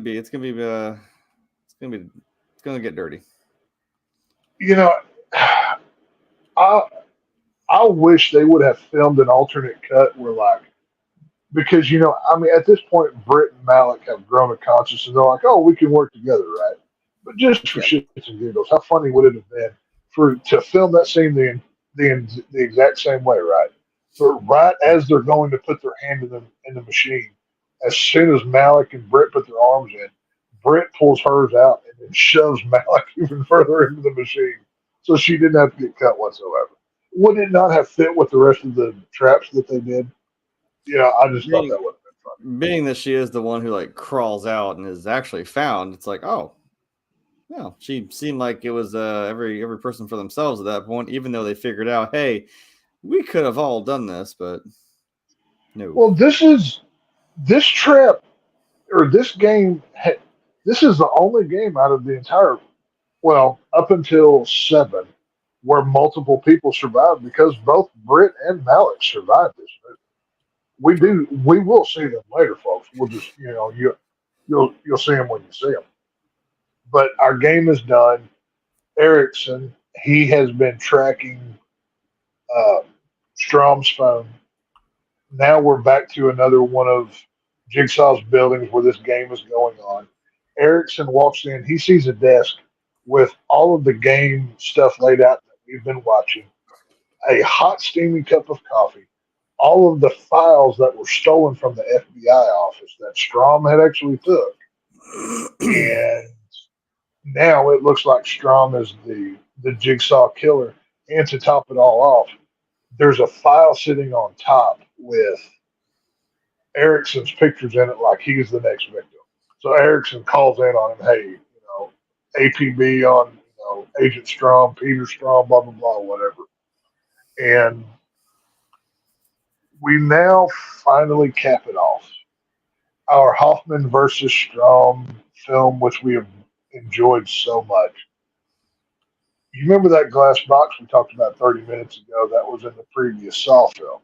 Well, Strom walks into this room and he sees that glass box in here. He starts to play a tape, but it's not Jigsaw's voice. It's Mr. Mark Hoffman's voice. He doesn't play it all the way through. He hears Hoffman coming in. He turns it off. He hides behind the door. Hoffman knows where he is. Hoffman walks into the room like he doesn't know. And they have a little fist fight. Nothing major. Whatever. Hoffman I don't know if Hoffman lets Strom get the best of him, but it kind of seems like he does. Did you get that impression? Well, we know these movies, when it comes down to the wire, there's always some dumb twist, and you're like, God damn it, son of a bitch. This series knows how to pull that rug under and be like, gotcha, and run the fuck away. Oh, dude, yeah. Oh, giggles and runs off into the sunset. It's like, I mean, yeah, but now you actually see these two guys actually come to fists here a little bit. But you kind of think like, you know, it's a big glass box full of just glass shards. You see It's a Agent Strom coffin, just he just throws them right in there, and it's like, and he shuts it, and it's like, damn, he got him. But you're kind of like, well, wait a minute, there's still like 10 minutes left in this yeah. movie, probably. Like, let's play the rest of the tape, Strom. What's it say? But yeah, that's the thing. You know, Strom puts Hoffman in the box. Then he plays the rest of the tape. Basically, what it breaks down to is if you don't get in this box, your body will never be found. You will inherit my legacy, and you will basically be the Jigsaw killer. Blah blah And now blah, your whatever. life's over. Yeah. And you know, whatever. So it's too late. The box has been locked. Hoffman's in there. Hoffman's looking at him like he's like a, you know, looking like, ha ha, got you, dude. Look That at that little shot. Look that little shit that eating looks. grin right there. Oh yeah. Like, he's like, you know, if you would have just listened for 5 more seconds, you could have lived through this movie. But, now I don't know if this is a direct Easter egg for the original Star Wars or not, but once Hoffman is locked into this glass coffin, as it's so referred to, it starts revolving down into the floor, and we start getting a trash compactor scene like in Star Wars. But Mm-hmm. there's no R2 and C3PO to save us this time. Like, you know, there's no getting out of this one. Agent Strom, he's doing his best strongman impression. He's doing whatever he can. He's blah blah blah. He's But even he still crawls. he's still shit talking Hoffman in this moment too. He's like, I know all Oh, about dude. you. They're all gonna find out. I'm like, nope. Oh yeah. Everybody knows. Like, he goes down like a champ. He doesn't wimp out or anything. But If you're wondering why you all the know, blood is on the coffin, yeah. If you've seen episode 4 of Star Wars, that's you get squished like a bug, unfortunately. And Hoffman just sits there and yeah, just smiles at him the while the shit just the drips on his walls coffin. do the walls start doing a trash compactor thing, and all that's left of Hoffman, well, basically is his hand that was through through the great floor ceiling of that part of the room, because the rest of his bloody corpse is a mangled mess that even his mother wouldn't recognize. And we have our game over scene. We have Saw 5. So what'd you think, dude? God. I would say in terms of like again having that gotcha twist right at the end, Yeah. that was damn good. Like I don't know, I always hear people don't like 5. I'm like, yeah, and I caught you there. You even said the only thing left of Hoffman. I'm like, no, that was Strom. I'm like, I was like, yeah, no, Hoffman's in the box. Strom is in the room, Right. everywhere in the room. Um, as confusing as it was, but now I've kind of once I got it all sorted. Yeah, this one was pretty wild. It was cool seeing Agent Strom go back through all the set. It's like that's the thing. If you don't know where to go, just retrace your steps all the way back. Just go back through all the old traps, and it kind of like you said, it's exposition. It brings it all back, and you start seeing how Agent Hoffman was or Detective Hoffman was in on every single one of these. Talk for just And 1 minute. I'll now, be right back. yeah, okay, and now you understand what Hoffman's motivation was. You can believe, yeah, he's upset over the death of his sister. This guy got off on some BS technicality, and he feels like he didn't pay for his crime. So, what better way than to try to cover it up with probably the biggest thing going on at that time was the Jigsaw killers or Jigsaw murders. But as you know, John's not just gonna let that fly. So he at least kind of takes like with Amanda, he takes a weird pity on him. Like, look, that was bad. Like, if you're gonna, flattery is the best form of or imitation is the best form of flattery. So he's like, look, you could do so much better than this. I can show you how, and I can help you out here. So he at least tries. He at least tries to help Hoffman in the end, and it's like, yeah, it's once you're in, you're kind of in too deep. And that's what this whole series is, man. It's because I think in 6, I know he's not back yet, but I think in 6 we see Hoffman and Amanda, and actually John, all in the same room for the first time. And when you want to talk about sounding like two siblings just bickering at each other, that's Hoffman and Amanda right there. It's pretty damn. Oh yeah, 100%. Oh yeah, that's. I think that's 6, right? Yeah. You mean where we get to see the note? That actually, yeah, that might actually be. Yeah, that's in 6. Yeah, that's in 6. Yeah. Because we finally see what was in the box. Yeah, we see what's in the box. Yeah. That Jill, you're talking about 6. Okay, well, Yeah. Speaking of 6. But we'll get there. Actually, we're about to get there. But yeah, no, Saw 5 it's a personal favorite of mine. I really enjoy like I said, the Hoffman part of these movies. They're just so good. I can't praise them enough. But we're into Saw 6, and this came out in October of 2009. Well, do you remember what was going on in 2009 with the whole Affordable Care Act, the health insurance nonsense that Obama was doing? Well, and the housing market crash was the year before that, in 08. So yeah. The world was kind of in a really weird place, and I know I'm going to give credit to Dead Meat here. He at least gives each of these movies a stupid little title, and he's like, "Yep, that's the healthcare one," because it kind of got in your face about. Oh yeah, no. This is kind of dumb. I'm like, yeah, he's right. This whole affordable healthcare thing was just no. Up until now, Saw had never been political. It had never really political. It had never took a stand on anything. Like it never. They weren't trying to virtue signal. They were just here to make a bloody movie about whatever. But it works. Can you think of like any more to John's story that you're like, damn, I understand this dude. Like he rails off, and I mean, we're gonna get there in Saw 6 when we talk about it here in a second, where John just goes off about like how dumb this shit is and how it just doesn't make any fucking sense. And I'm like, yeah, he's right. Oh yeah, but Saw 6, the political one, whatever you right. call it. as the picture would suggest, there the gloves are off. I don't know. Yeah, this came out in October of 2009. We get a new director here, Kevin Grutert, which I can never say his last name. I think it's Grutert, Greutert.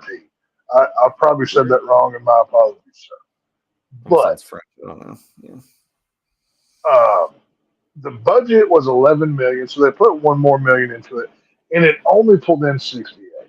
I can't help but feel like them going political had something to do with this. I mean, am I wrong there? What do you think about that? Do you think that because prior to this, they made well over $100 million on every movie. Do you think it's just people were kind of getting tired of them, or the political talk of this? What put it off to people?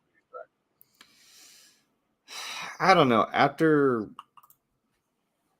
6 movies, I mean, hell, now where do we leave off? We left off with Agent Strong being just Jackson Pollock all over the wall. So I don't know. It's like it leaves you enough to where you want to watch the next movie, or you hope there's something new.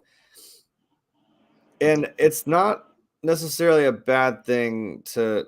I know someone's going to clip this and be like, "Hi, is this you?" Look, sometimes it's like you want to escape. Like I said, these movies are just bloody, disgusting fun, and it's a whole thing of this cancer patient just trying to teach people a lesson in the most harsh way possible. I understand what they tried to do, but it's like you don't want to get too real world on people's face, because you're kind of like, oh yeah. I mean, maybe it made people feel like, oh, I understand. And it kind of works for John's story, since again, now he's found out that he's got this terminal cancer, and it's like he can't really do anything about it. He's even reaching out to like outside the country and like experimental stuff that's, when you got cancer, it's like any bit of success, even if it was like, what do you say, like 60% or something real low, but it's like it could work. And it's like, and they just tell you, no, we're not going to help you. It's like, well, you might want to put a few of them in my little side project I got going on, So I don't know. It might take you out of it a little bit, but it's like it tries to tie in the traps, you know what I mean? Like more of his backstory. Saw 6 has some of the best traps. I mean, the freaking shotgun carousel. Or you freak like, oh my god! That's especially fun. These. I mean, up till 6, these came out every year. I mean, year after year. That was the whole thing. If it's Halloween, it must be Saw. So I can't help but feel like there was a bit of a drag. People are like, oh my God, we're 6 movies in. I mean, if you go back and look at, what did the Nightmare on Elm Street or the Friday movies in the 80s when they were putting out one every year? Some did better than others, but overall there was a downfall. But I can't help but feel like, if I'm at home watching the news and they're talking about healthcare, and then I go to the movie and they're still talking about it, that's probably going to rub me the wrong way. Because you do want to escape. Like, I don't want to keep hearing about it. But anyways, like I said, just a question I had. But like I said, this was directed by Kevin Gruder. He was the former editor of the previous film. So once again, Saw is keeping it in the family. Our main cast here, we have Hoffman, Jigsaw, Jill Tuck. We've seen these people already. But we have some newcomers here. William Easton, he plays the head of the insurance company. His name is Peter Outerbridge.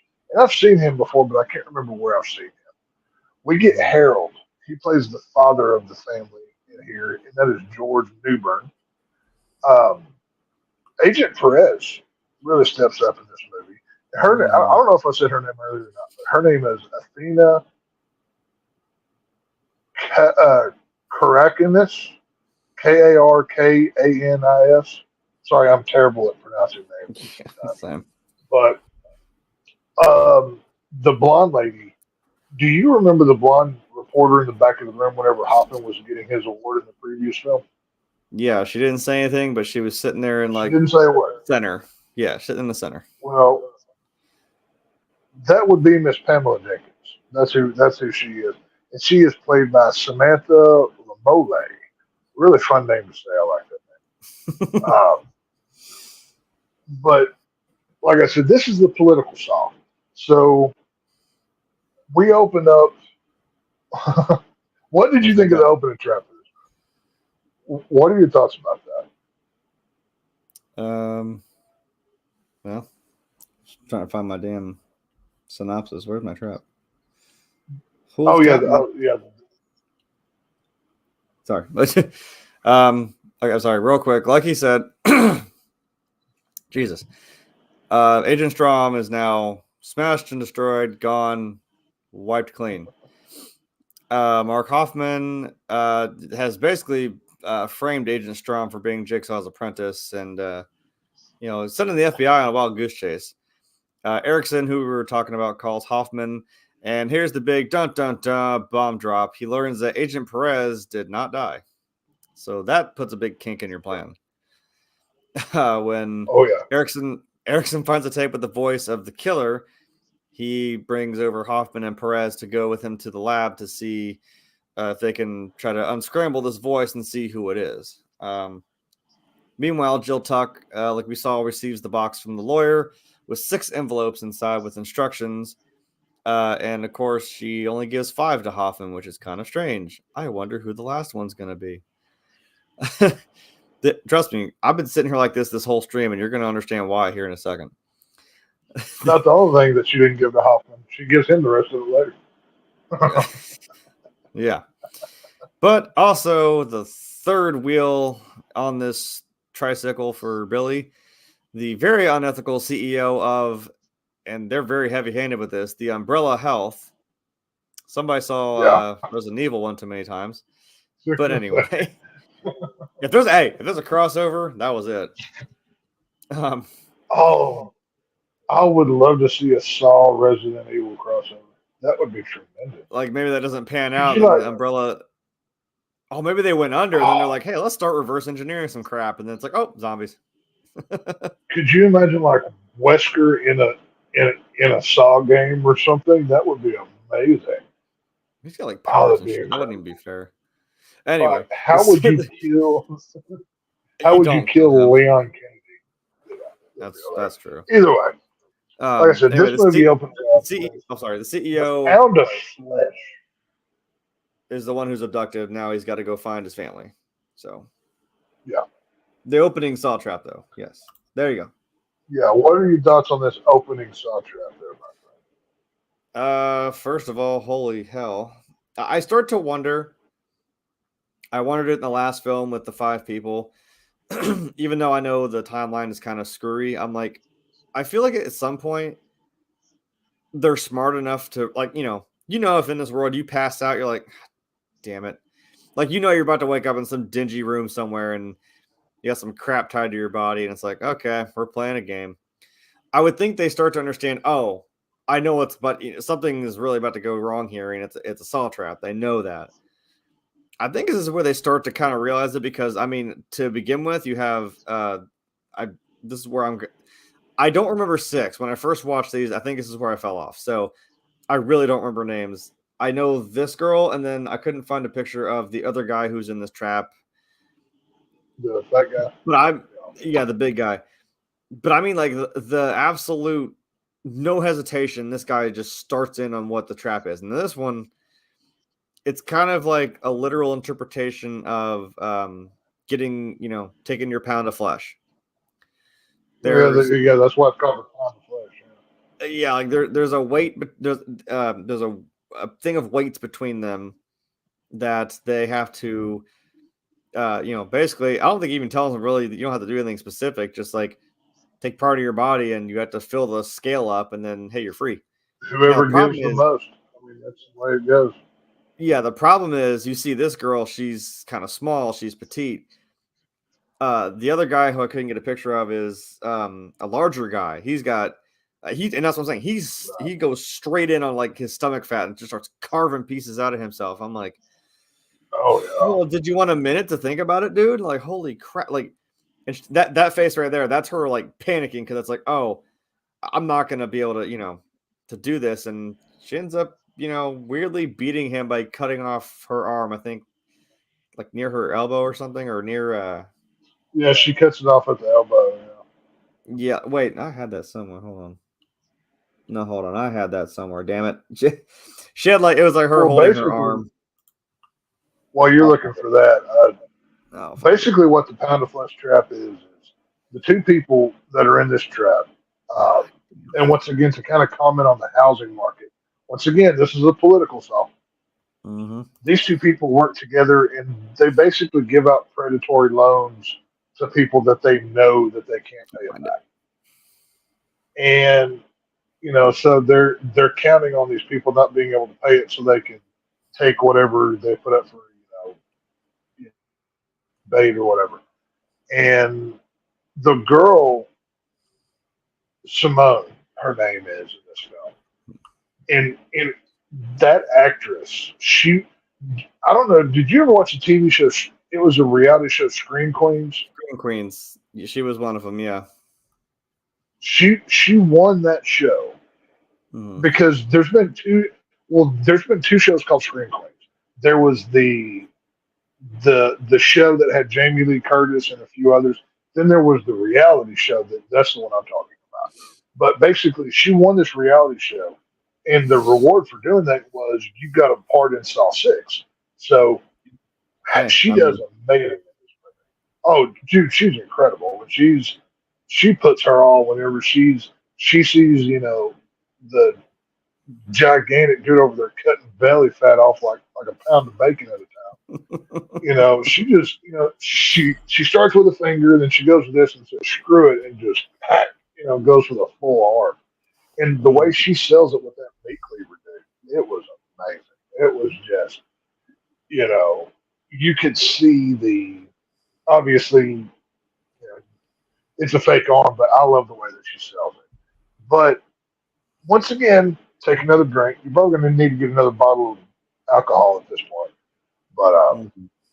we get a flashback of Amanda and Mr. Cecil. Mm-hmm. No explanation, just get a flashback. So we cut from there. We go back to FBI agent Erickson and Detective Hoffman. Hoffman gets brought in on the pound of flesh trap that we just saw, and the man that died. There's fingerprints on his eyelids. First time in Saw that we've ever seen anybody fingerprinting anything like this.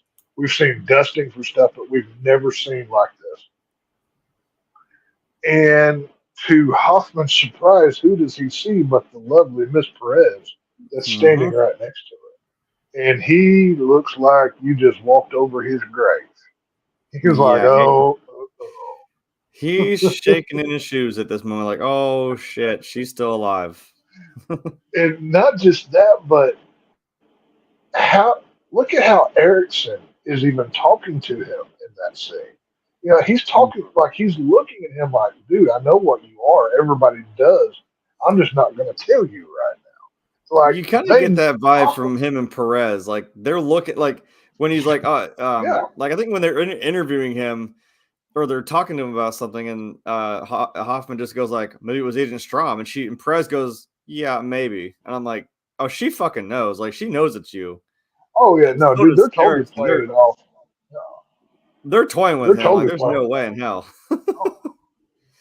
But you know, they take the gloves off because if you go back to Saw 4, Detective Carey was the liaison for the FBI. She's the only police officer that knew everything. Mm-hmm. Detective Matthews, nobody else had all the information. Riggs didn't have it all. It was just Carey. So now, basically, what the FBI they're setting up Hoffman.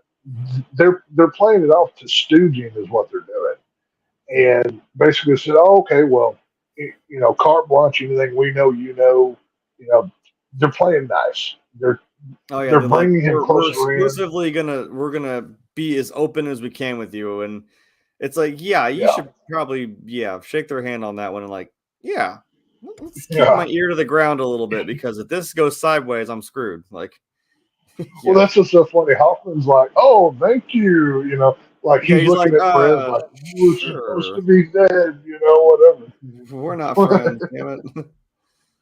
But after this, we see Hoffman in the station, and this is when Pamela Jenkins pops up again, the blonde reporter lady, Mm-hmm. and she wrote a book about Jigsaw, about the Jigsaw murders and the man himself. And she goes to Hoffman, basically wanting access to Jill Tuck. Now, Pamela Jenkins doesn't know who Hoffman is. She just thinks he's a regular cop, you know, nothing, whatever.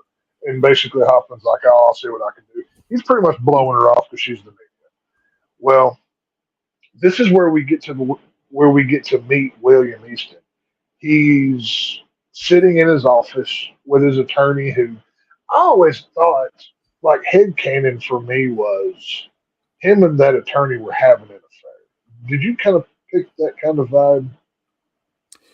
You're talking about dude who was on the phone, right? And his Yeah, yeah, household yeah. number I'm comes in talking there. about Yeah, Easton. Yeah, yeah. just the way the lawyer woman looks at him from across that table, they've definitely played the scene out there. She's But giving him some eyes. I mean, you even kind of get that's the what I'm saying. feeling.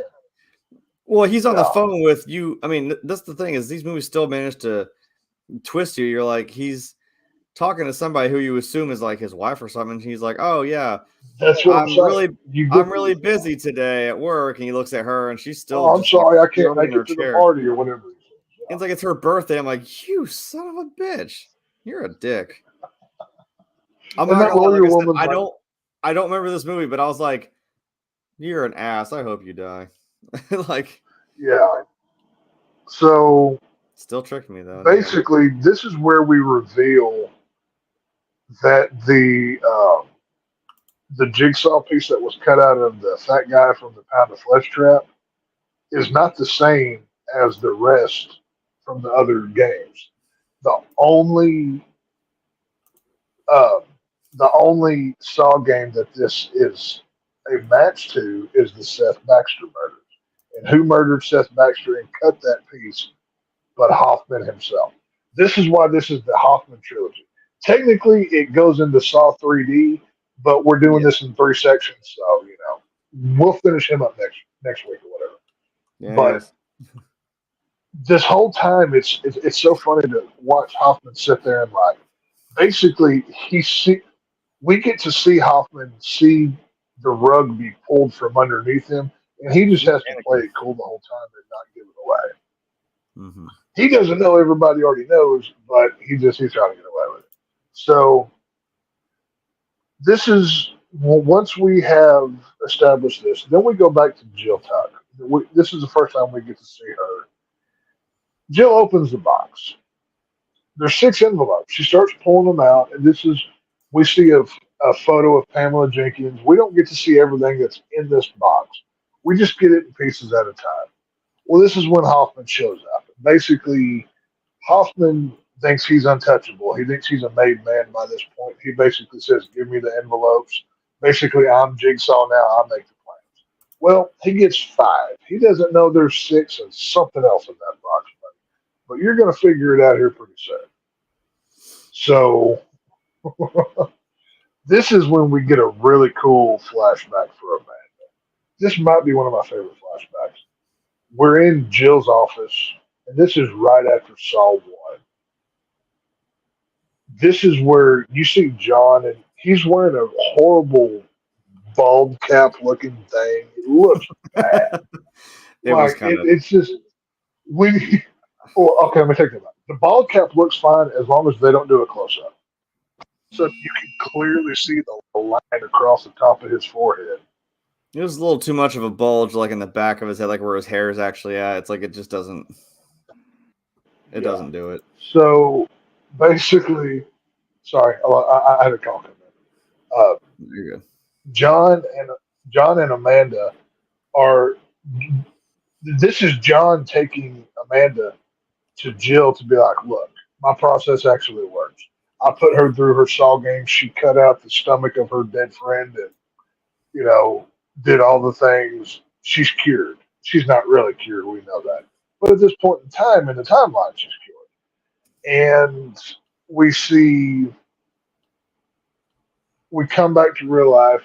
Jill's kind of in a weird place in this movie. But this is where the game starts to pick up. Hoffman has the envelopes. It's time for our game to begin, folks.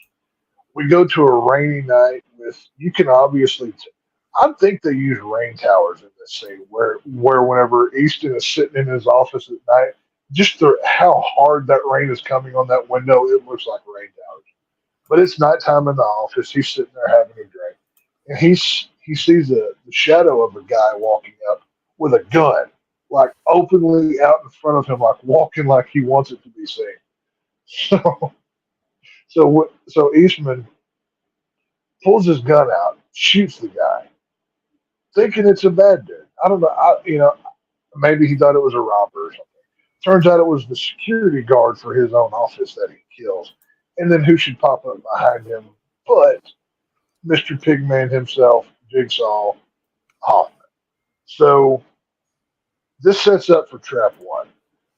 I do have to give credit to this movie for inventive traps. Like, they're very themed in this movie, which we didn't really have in the past. It was just kind of loosely based. This one, they really got personal.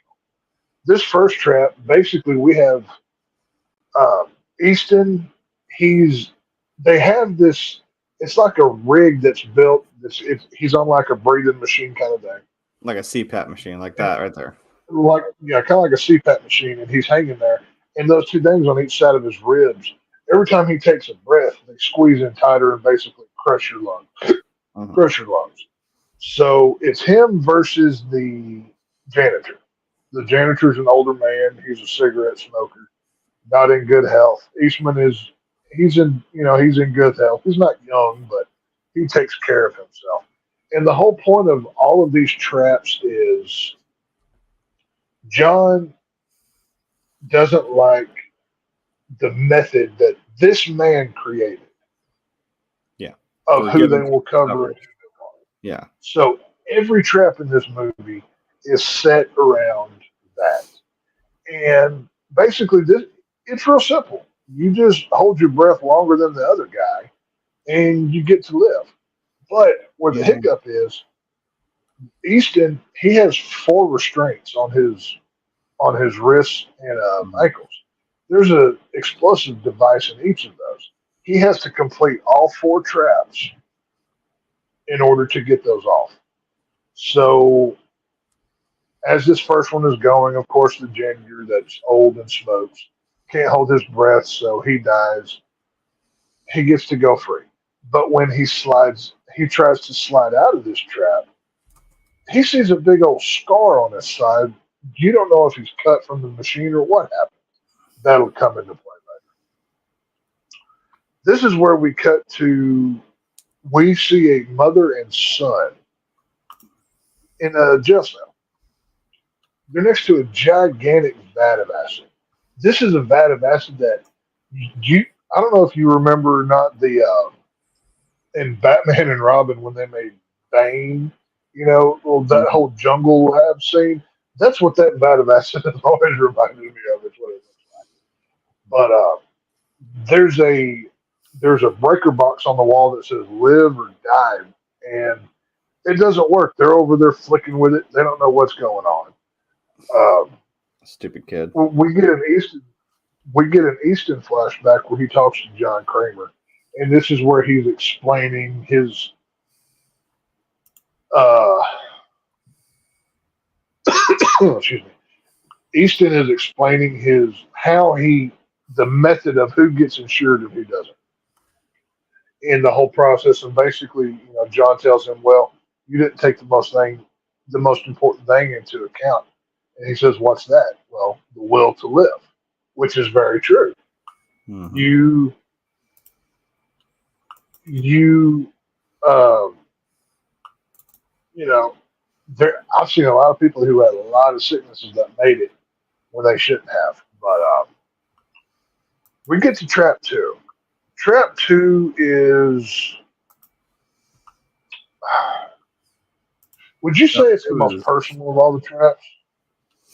Is that the one with the weights and the not the weights? It's the one. Trap two is the one where we find not elderly, but his older assistant, that one. and Okay. or no, his younger assistant and his older Like secretary, secretary. and they're Yeah. both hanging on like a platform. Would you say that's the most Yeah. personal out of all of them? Those. Well, other than like what we find out at the end, I think those two Right, of people are course. probably the well. Yeah, no, those are probably the two people that he's at least closer to, maybe. Well, that's what I kind of thought. Maybe the secretary. I mean, because it's basically I can't. I'm trying so hard to find these other damn traps. I'm jumping to Saul 7. Apparently, that's what I was looking at. I'm stupid. It's basically like it's a dumb choice of like do you kill the young kid that like has no family here? He immigrated. No one knows who he is. No one's gonna miss him. Or Right, do you kill the old lady who's got like grandkids and the whole family and I'm like, damn, how do right. you even begin? I mean, because at the Well, base, and you're that's the taking a whole human point. life. Yeah, like Well, that's the whole there's point. I mean, there's no stopping if you were to go by Easton's method, the younger man with no health problems should win. He should save him. it. Yeah, But the secretary has, just because apparently she's predisposed to diabetes, and she's a little bit older, but obviously he tugs at his own heartstrings, and he saves the secretary and lets the assistant get hung by down the barbed chute. wire, which makes for a really good blood splatter on that glass whenever he does. Always appreciate that blood splatter there. Yeah, But we've been there 2 traps so far. Now he has completed uh, that's 2 two. levels, Yeah, and yeah. as he's took the braces off of his arms, there's little sayings of his that he's came up with that have been written on his arms right there. But once we get through this trap, we get another Easton flashback when John came to his office. And this is the scene what you were talking about a minute ago, where he's telling him about, oh, well, in South America, they have this treatment that's 60% effective or blah, blah, blah, whatever. And basically says, well, John, if you do that, we're going to have to drop you or whatever. And then John goes into the whole, well, in the East, you don't pay your doctor when you're sick. You only pay him when you're well and blah, blah, blah, and everything else. And he's kind of given like an Eastern psychological kind of thing. Then we go to Pamela Jenkins. We get a lot of Pamela Jenkins in this movie. She does really well. I've always appreciated her in this film. I thought she kind of carries a lot of it, to be honest with you. Pamela Jenkins finds Jill Tuck. Finds her house, knocks on the door, and she goes, look, I have this note. She kind of wants some information about it, doesn't really know. Jill Tuck wants nothing to do with it. She basically blows her off, shuts her apartment door. Pamela Jenkins, and this is a copy of the note, not the actual note, by the way, basically slides it under the door and she leaves. Then we get a fun scene. And this is one that I want y'all to keep in mind. Jill Tuck, she goes to a hospital. One of those packages that was in that box is in her hand. It's not marked. It's just a manila envelope. It's about that thick. It's decent. And she slides it into somebody's door. We don't know who it was. We'll find out eventually. I'm not going to tell you. You'll have to watch next week. Right. But, once again, setting up for future things. I think Saw is definitely one of the few, but it sets up for stuff that's not even within the same movie. I mean, how do you feel about that? Isn't that kind of a movie sin? If you show something, you kind of have to deal with it then, or are you okay with how Saw does that? When we keep talking about how did they just write that in conveniently just in the next, right. Oh, yeah, that was there. Or I'm like, well, there's always reshoots. I mean, did they know that, oh, yeah, John swallowed tape? Did he? And you just real quickly got him in there. Okay, swallow tape. Just trust me. We're going to do that later. It's like it feels like you had to have planned something out, or at least had the seeds of like, oh, yeah, you're going to find out about what's in the box. What was on the tape? What was on the damn note that Amanda got like 4 movies ago? You're like, what the hell was that? I'm like, maybe we didn't know yet, and then they kind of wrote it in later. That one I can see. Right. But at least it tries to keep your focus of like, what does all this, what does all of it mean? Right. Flying by the seat of your pants. pants. I don't know. It's like I said, it's kind of interesting how Saw, it kind of cuts its own way, and I appreciate about that, but sometimes it's frustrating. Either way. Now we go to Trap 3. And the franchise is frustrating. Oh, 100%. Yeah. Just trying to explain a timeline and not sound like an idiot is hard enough alone. Like, I know trust me, we all know we bounce all over the place on this show, but trust me, this is actually what's going on. So there's no other way to explain it. You can't. There's no way to tell this story, to break down this story, and just go boom, boom, boom. You got to boom, boom, boom, back and forth. It's just all over the place. I would love to see. I know people on YouTube do this, but they like super cut movies together and re-edit and whatever. I would love to see a re-edited Saw from like 1 through 6. Just put it all together. I think that'd be interesting. Yeah, like I said, we're gonna be sitting here by the end looking like Charlie Day, trying to like figure out all the shit going on at once. Like, no joke, man. But we're on Trap 3, and Trap 3. Oh my God! I always thought, did they go to like a Nightmare on Elm Street filming set to get this boiler room? Because with that red lighting in there, I'm expecting Freddy Krueger to pop out at any point in time. That's what it looks like. It looks like it's a Krueger basement. But basically, the lawyer that we were talking about a minute ago, she she has this device attached to her. She has 90 seconds to get across this room, but there's these gigantic hot steam valves that are shooting out with huge pressure. And the only way that she can get across is for Easton to relieve her of the pressure and hit himself with the um, steam for her to, get across and whatever. She makes it across the room, but here where the problem comes in. Obviously, she gets burned a little bit. He gets burned a little bit. But where the problem comes into play, she gets across the room and then she sees on the screen, oh, by the way, the only way to undo that device, and once again, this is a tie back to Saw 1, the key is inside your friend over there, Mr. William Eastman. And he has remember that nice little scar I was telling you about from the first trap of this film? That's where the key is. So she starts going at him with power tools and hacksaws and everything else. And unfortunately for her, she waits too long and a metal bolt looking thing goes up through her jaw and out the other side of her head. And she dies. So she gone. That was wicked. That shit was shocked.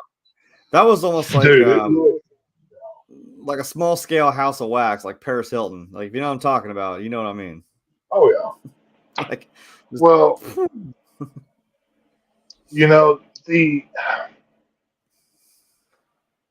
I think out of all the people who played a game, I think William Eastman is the most personal because it really feels like he's learning as he goes through these traps. I mean, how did you feel about him in this movie? To this point so far, not any further yet. But it kind of feels like he's actually learned. Because it's when you're putting it in front of somebody, it's like you can be that stuffy CEO in the suit and tie in the corporate office. Like, you're not. And I don't know how he faces these actual people and tells them to their face, like, yeah, I'm not going to help you. And it's some convoluted game of chance, basically, that I'm going to determine whether or not I'm going to even cover you.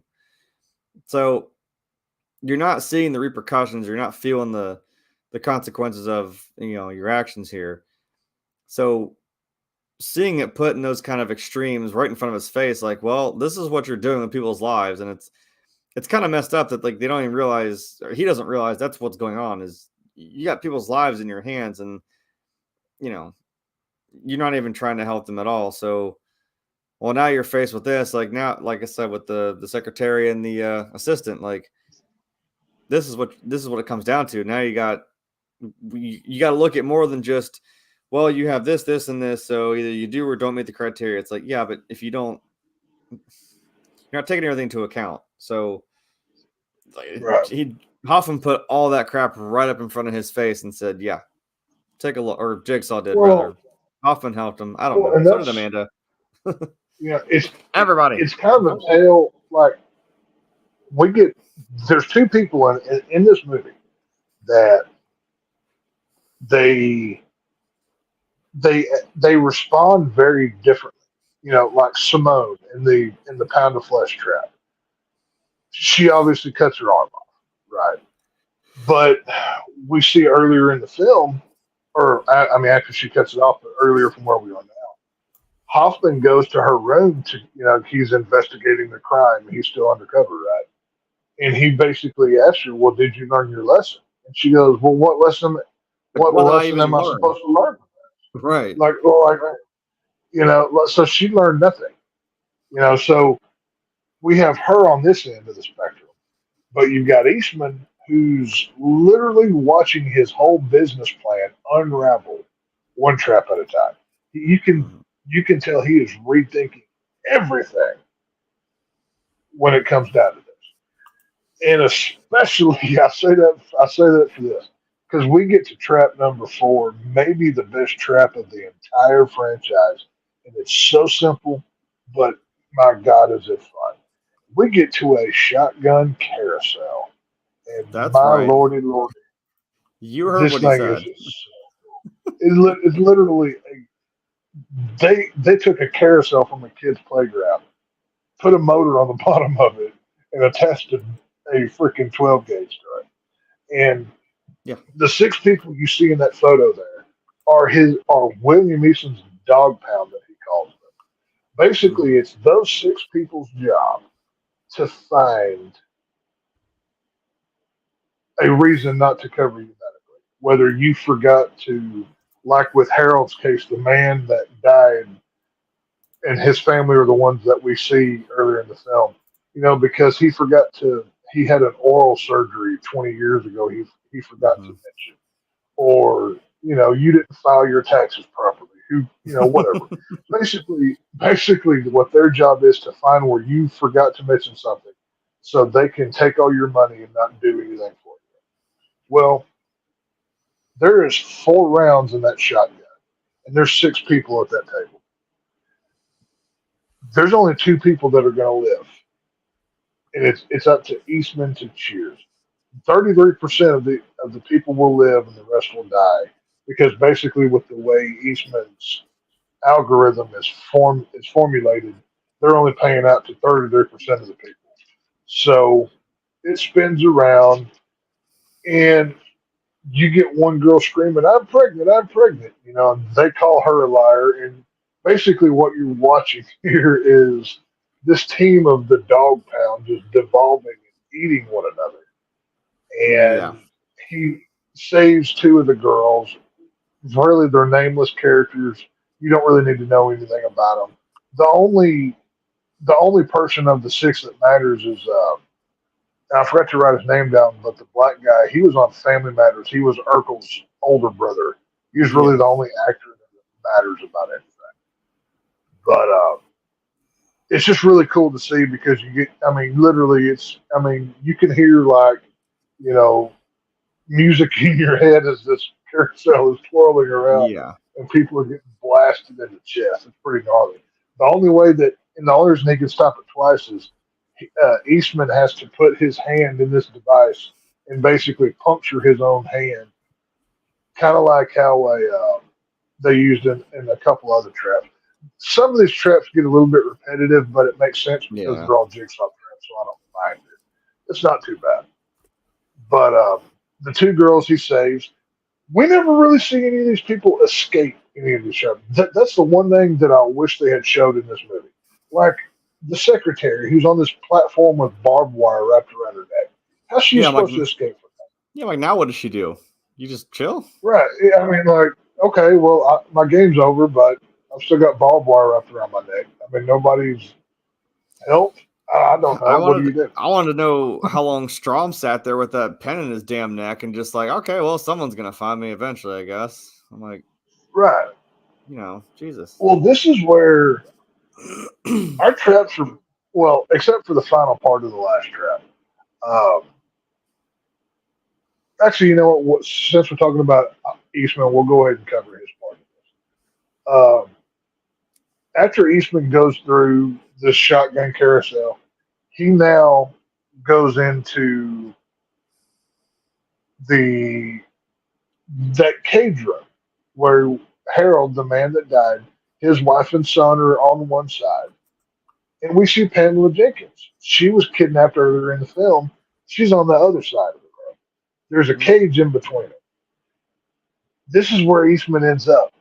This is his last test. Thinks it's his last test.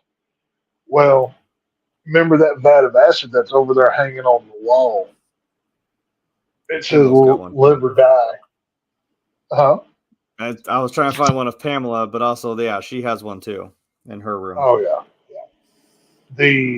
We see Eastman goes into the room, and he has to face the family of Harold, the man that he basically killed because he wouldn't cover his medical treatment because he had an oral surgery 20 years ago. And now this is when Eastman learns this is not my game. He no longer gets to decide. The family of the man that he murdered gets to decide whether he lives or dies. Mm-hmm. And Pamela Jenkins, the whole time, the way the movie lays this out, it makes you think they're husband and wife. Oh, I'm sorry I missed your birthday, blah, blah, blah. They very much play it out like it's a husband and wife thing. But this is where we find out that this is Eason's sister that he missed her Mhm. birthday of. It wasn't a wife, it was a sister. And It's she's over there Pamela. begging for Yeah, she's over there begging for mercy for her brother. The mom of the family says, I'm not a murderer like you. I can't pull that trigger. But you know who can? The son says, I can That pull. there it is. I will. That's like the most cartoony shit I've ever seen. But I'm like, yeah, Oh whatever, my dude. god, yeah, they should have done a take two on that one. Like that one was like he looks like he looks like Josh Hartnett with the bad hair day back in the Oh '90s. Josh no. Hartnett. That's what he looks like. Seriously, go look at Josh Hartnett from Halloween Resurrection or whatever. That's Mhm. him right there. That's the same person. But That's it, man. You just started so World War III. Whatever the hell he said. yeah, look up Josh Hartnett from Faculty or anything else. That's who that is right there. Yeah. Which the Faculty is a great movie, by the way. That's actually a fun watch. So the switch has been pulled, and we see this contraption come swinging out of the ceiling with these needles all in it, and they stick it in the back of Eastman like he's a pincushion. And I don't Yeah. I don't know if you got a picture of this, and I don't even know if we can show this on YouTube or not. I'm But looking because I know what happens. There's one that yeah, kind of cuts off right at his waist, but I can't find. Well, well, just yeah, but imagine. Okay, basically this contraption swings down from the ceiling. It punctures him in his entire back, and all of that acid that was in those vats is now pumping into his body, and it to is eat you. literally melting him like a crayon on a hot sidewalk. You see, he literally melts from the bottom. His innards are coming out everywhere. The family's sitting there watching. His sister's watching. He is literally cooking. He is paying for what he did. So all those lessons that he learned really were for naught because the family got to decide.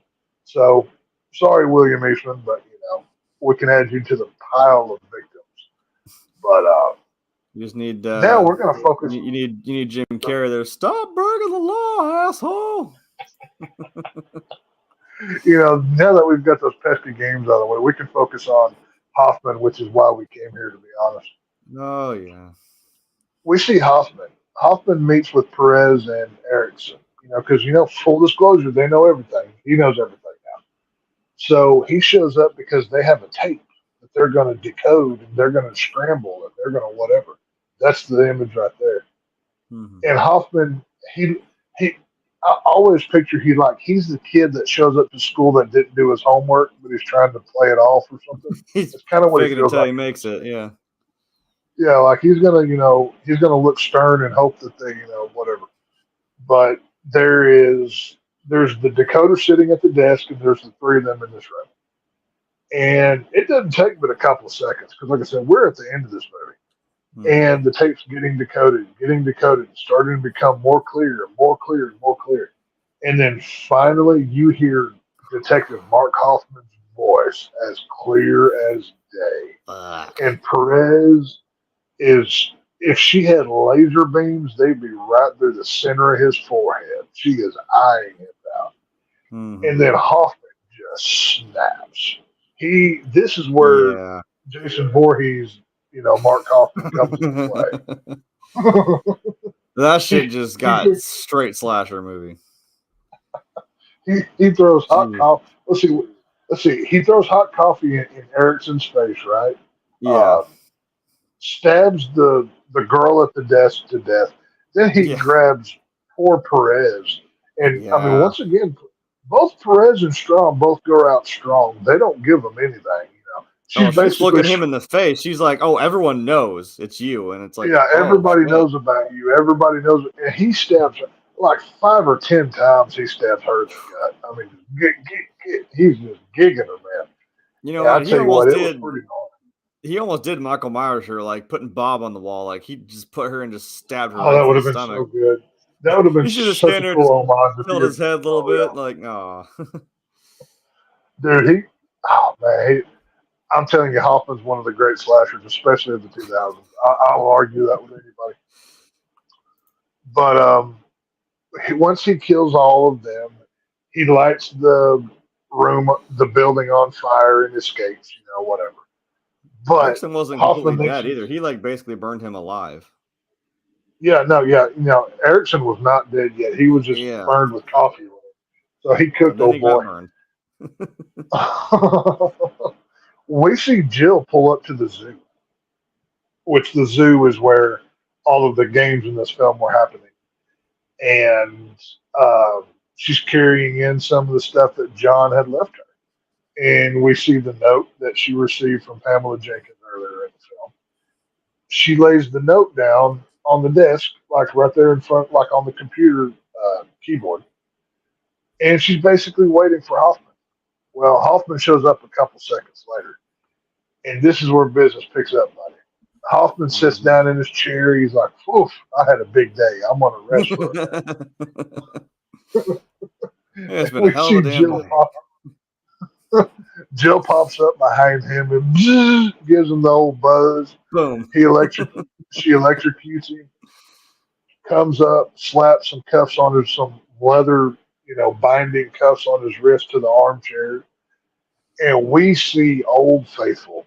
The going back to Saw 1, the original version of the reverse bear trap gets put on Hoffman's face. And the reason why Jeremy looks like he does tonight is because of this scene right here. Oh, I got it. That's the last picture. I got it saved right there. She puts the deal on him, says game over, and walks out. We think, because think about it. Going back to Saw 4, the end of Saw 4, what did Jigsaw tell Hoffman? You think you'll walk away untested? Haven't been tested. Yeah. You haven't. He has not been tested. So this is them paying off that, that promise from 2 films ago. And we see him wearing the reverse bear trap. Jill walks out. She thinks it's all over. I mean, she's not a killer. She's never done it. She's had no part in this. She didn't know how to secure and do this and that, whatever. And Hoffman, you see him smashing down on his left wrist enough where he basically like gets his hand bloody so he can slide out of the restraints. Pulls his hand out, undoes the other hand, runs over to the door, and one of the most ingenious ways. You see the mouth of that reverse bear trap go through the glass and in between the security bars on the door, basically holding it there. Hoffman screaming, he's, music's going off, whatever, and snap, it goes off. And Hoffman is just stuck. What's the guy going to do? How's he going to get away? I love that shot right there. That is a beautiful shot. If anyone was curious, we finally got there in the end. Why do I look the way I do right now? Hey, you were just paying off a 3-movie arc with your cosplay. That's all you were really doing. It's fine. Yeah, But yeah, so Hoffman beat the reverse bear trap. It's funny. The reverse bear trap is the most famous of all the Saw traps. But yet it's the one that everybody who's been in it has beat. Until one doesn't. Yeah. Until one doesn't. But to date, defeated so far. To date, everybody's beaten the reverse bear trap. But, we're left with Hoffman on his knees looking like Two-Face, which, he would make a really good Two-Face in a Batman movie, by the way. He's got that look. That would be perfect casting for this guy. But Erickson could be Bane. Yeah, it kind of works. Yeah, or not Erickson, fucking Easton. God damn, there's so many fucking people in these. That's confusing. Who I meant. If James Gunn's looking for a convincing murderer Two-Face, hey, hit up Costas Mandalore. You can make a heck of one. You know what I mean? But yeah, so Hoffman is left tested. He technically lived. He beat it. But we don't know what's to come in Saw 3D. There's still a lot of unanswered questions. Who wrote that letter to Hoffman? The "I know who you are" letter. But one who thing, did Jill give that last thing to? Whose door did she slip that yeah, under? one major thing that they do pay off in this movie though is we get to see why Amanda was crying whenever she read that note in the desk and back in Saw 3. That is one thing that we do get to see. And basically what it was, because what was the flashback at the beginning of this film? We saw Amanda and Cecil back in her druggy days. Right. And basically what had happened the night that Cecil went to Jill's clinic to uh, to rob her, Amanda put Cecil up to it. That was her idea. Hoffman knew about that. And basically, because Hoffman didn't want any other survivors besides him, right? So he wrote in that note basically, look, if you don't kill Lynn, I'm going to tell John that it was you and Cecil that night because John didn't know Amanda was involved. That caused his son Gideon to die and literally set all of this on its course.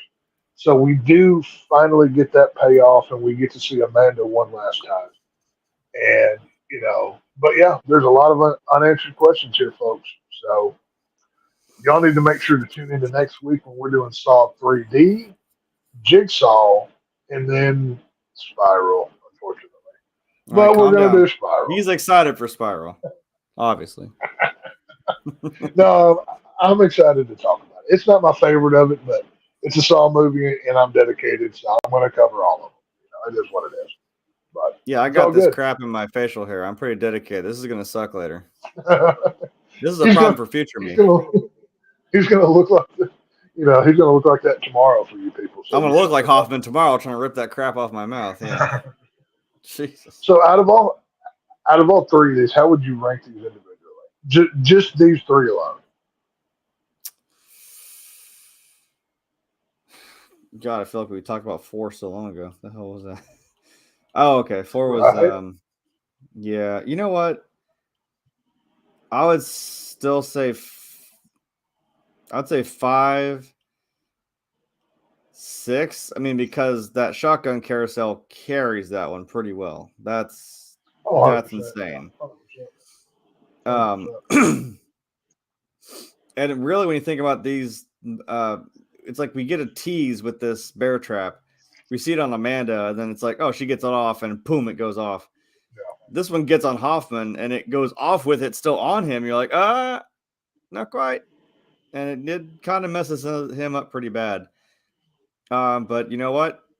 If there's any reason to tune in, we get a pretty nice payoff with that bear trap in the next movie. Seeing what it does. So yeah, I would say 5, 6, and then 4. 4 does some tying up and some backstory, but like I said, something about 5, like that ending. That's a good fucking. Like, let me go back. Where is it? That shit right there, dude. Yeah. Like, that's some bullshit. It's like Strom had it, man, and it's like just you still. I like that. It's like he could have just been an unstoppable like. I'm on the trail. I'm right on this guy's tail. Like, I'm going to get him. But it's like, he's still got that. Like, I think John says it in one of the movies. Like, he says it to Hoffman. He's like, if you know how humans work, you know how the human condition is, like, you can predict what these people are going to do. It's if you're so good easy. at, I'm like, if you're good at understanding the human mind or something like that, yeah. especially who it is. He's like, you could very easily do this. I'm like, yeah. And he still got him. I'm like, damn. That's messed up. I think if I were to rank just these three, and like I said, this is just the viewings that we did for this, I'd go 6, 5, and then 4. Okay, so just 4 is, I mean, they're all good films, but my biggest problem with 4 is they really go hard on the filling out of the timeline, and it's not as much about the traps. Saw 5 and especially 6, the traps are really the driving force of the movie. Saw 4 is there mainly for story and filling out timeline, it seems like. Saw 5 and 6 is where a lot of that's paid off. You know what I mean? So, I don't know. Either way, I'm looking forward to see how we rank these at the end of it next week. Where we give a 1 through 9 of where we would put what. But and then we're going to slip 10 in there somewhere.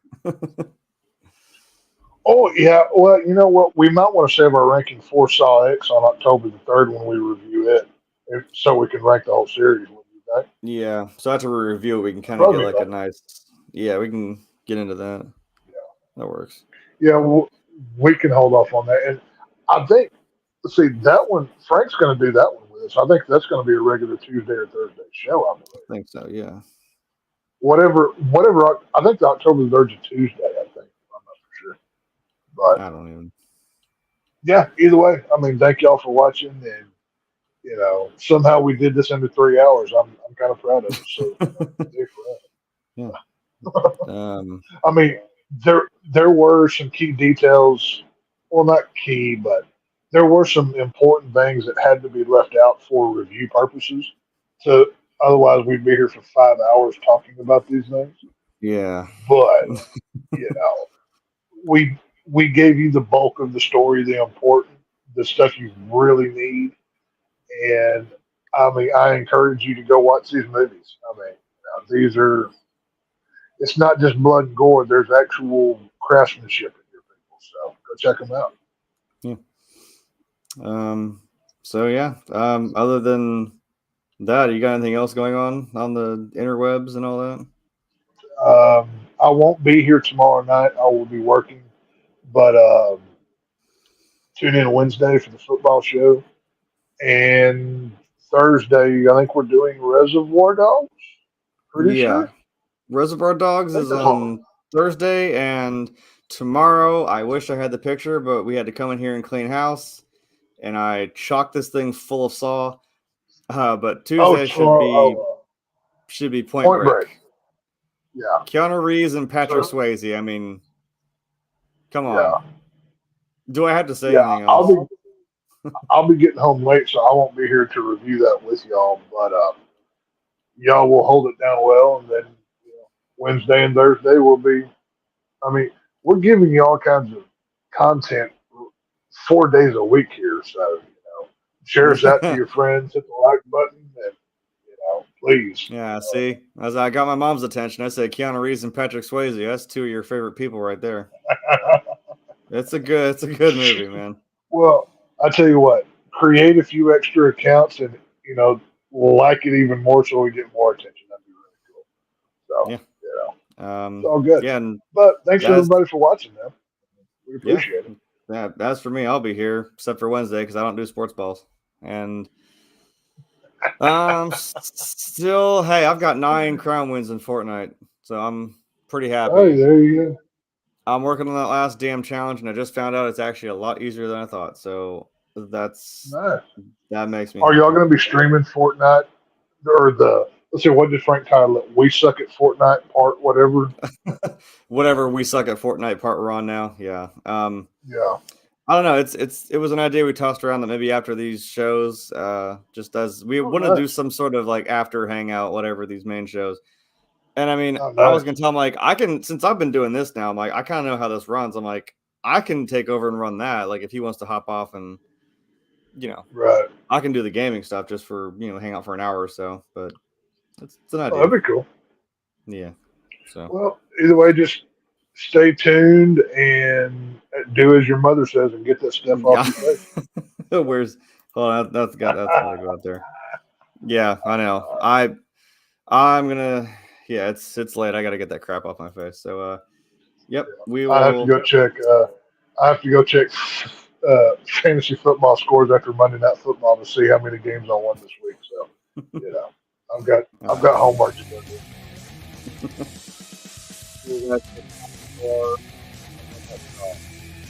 See y'all next week. See ya.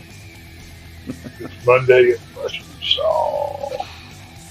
So much Saw. So much blood. Blood's a good thing. Without blood, you're dead. So you need blood. That's true. Very true. Because otherwise, these movies alone prove that without blood, you die. So, it is what it is.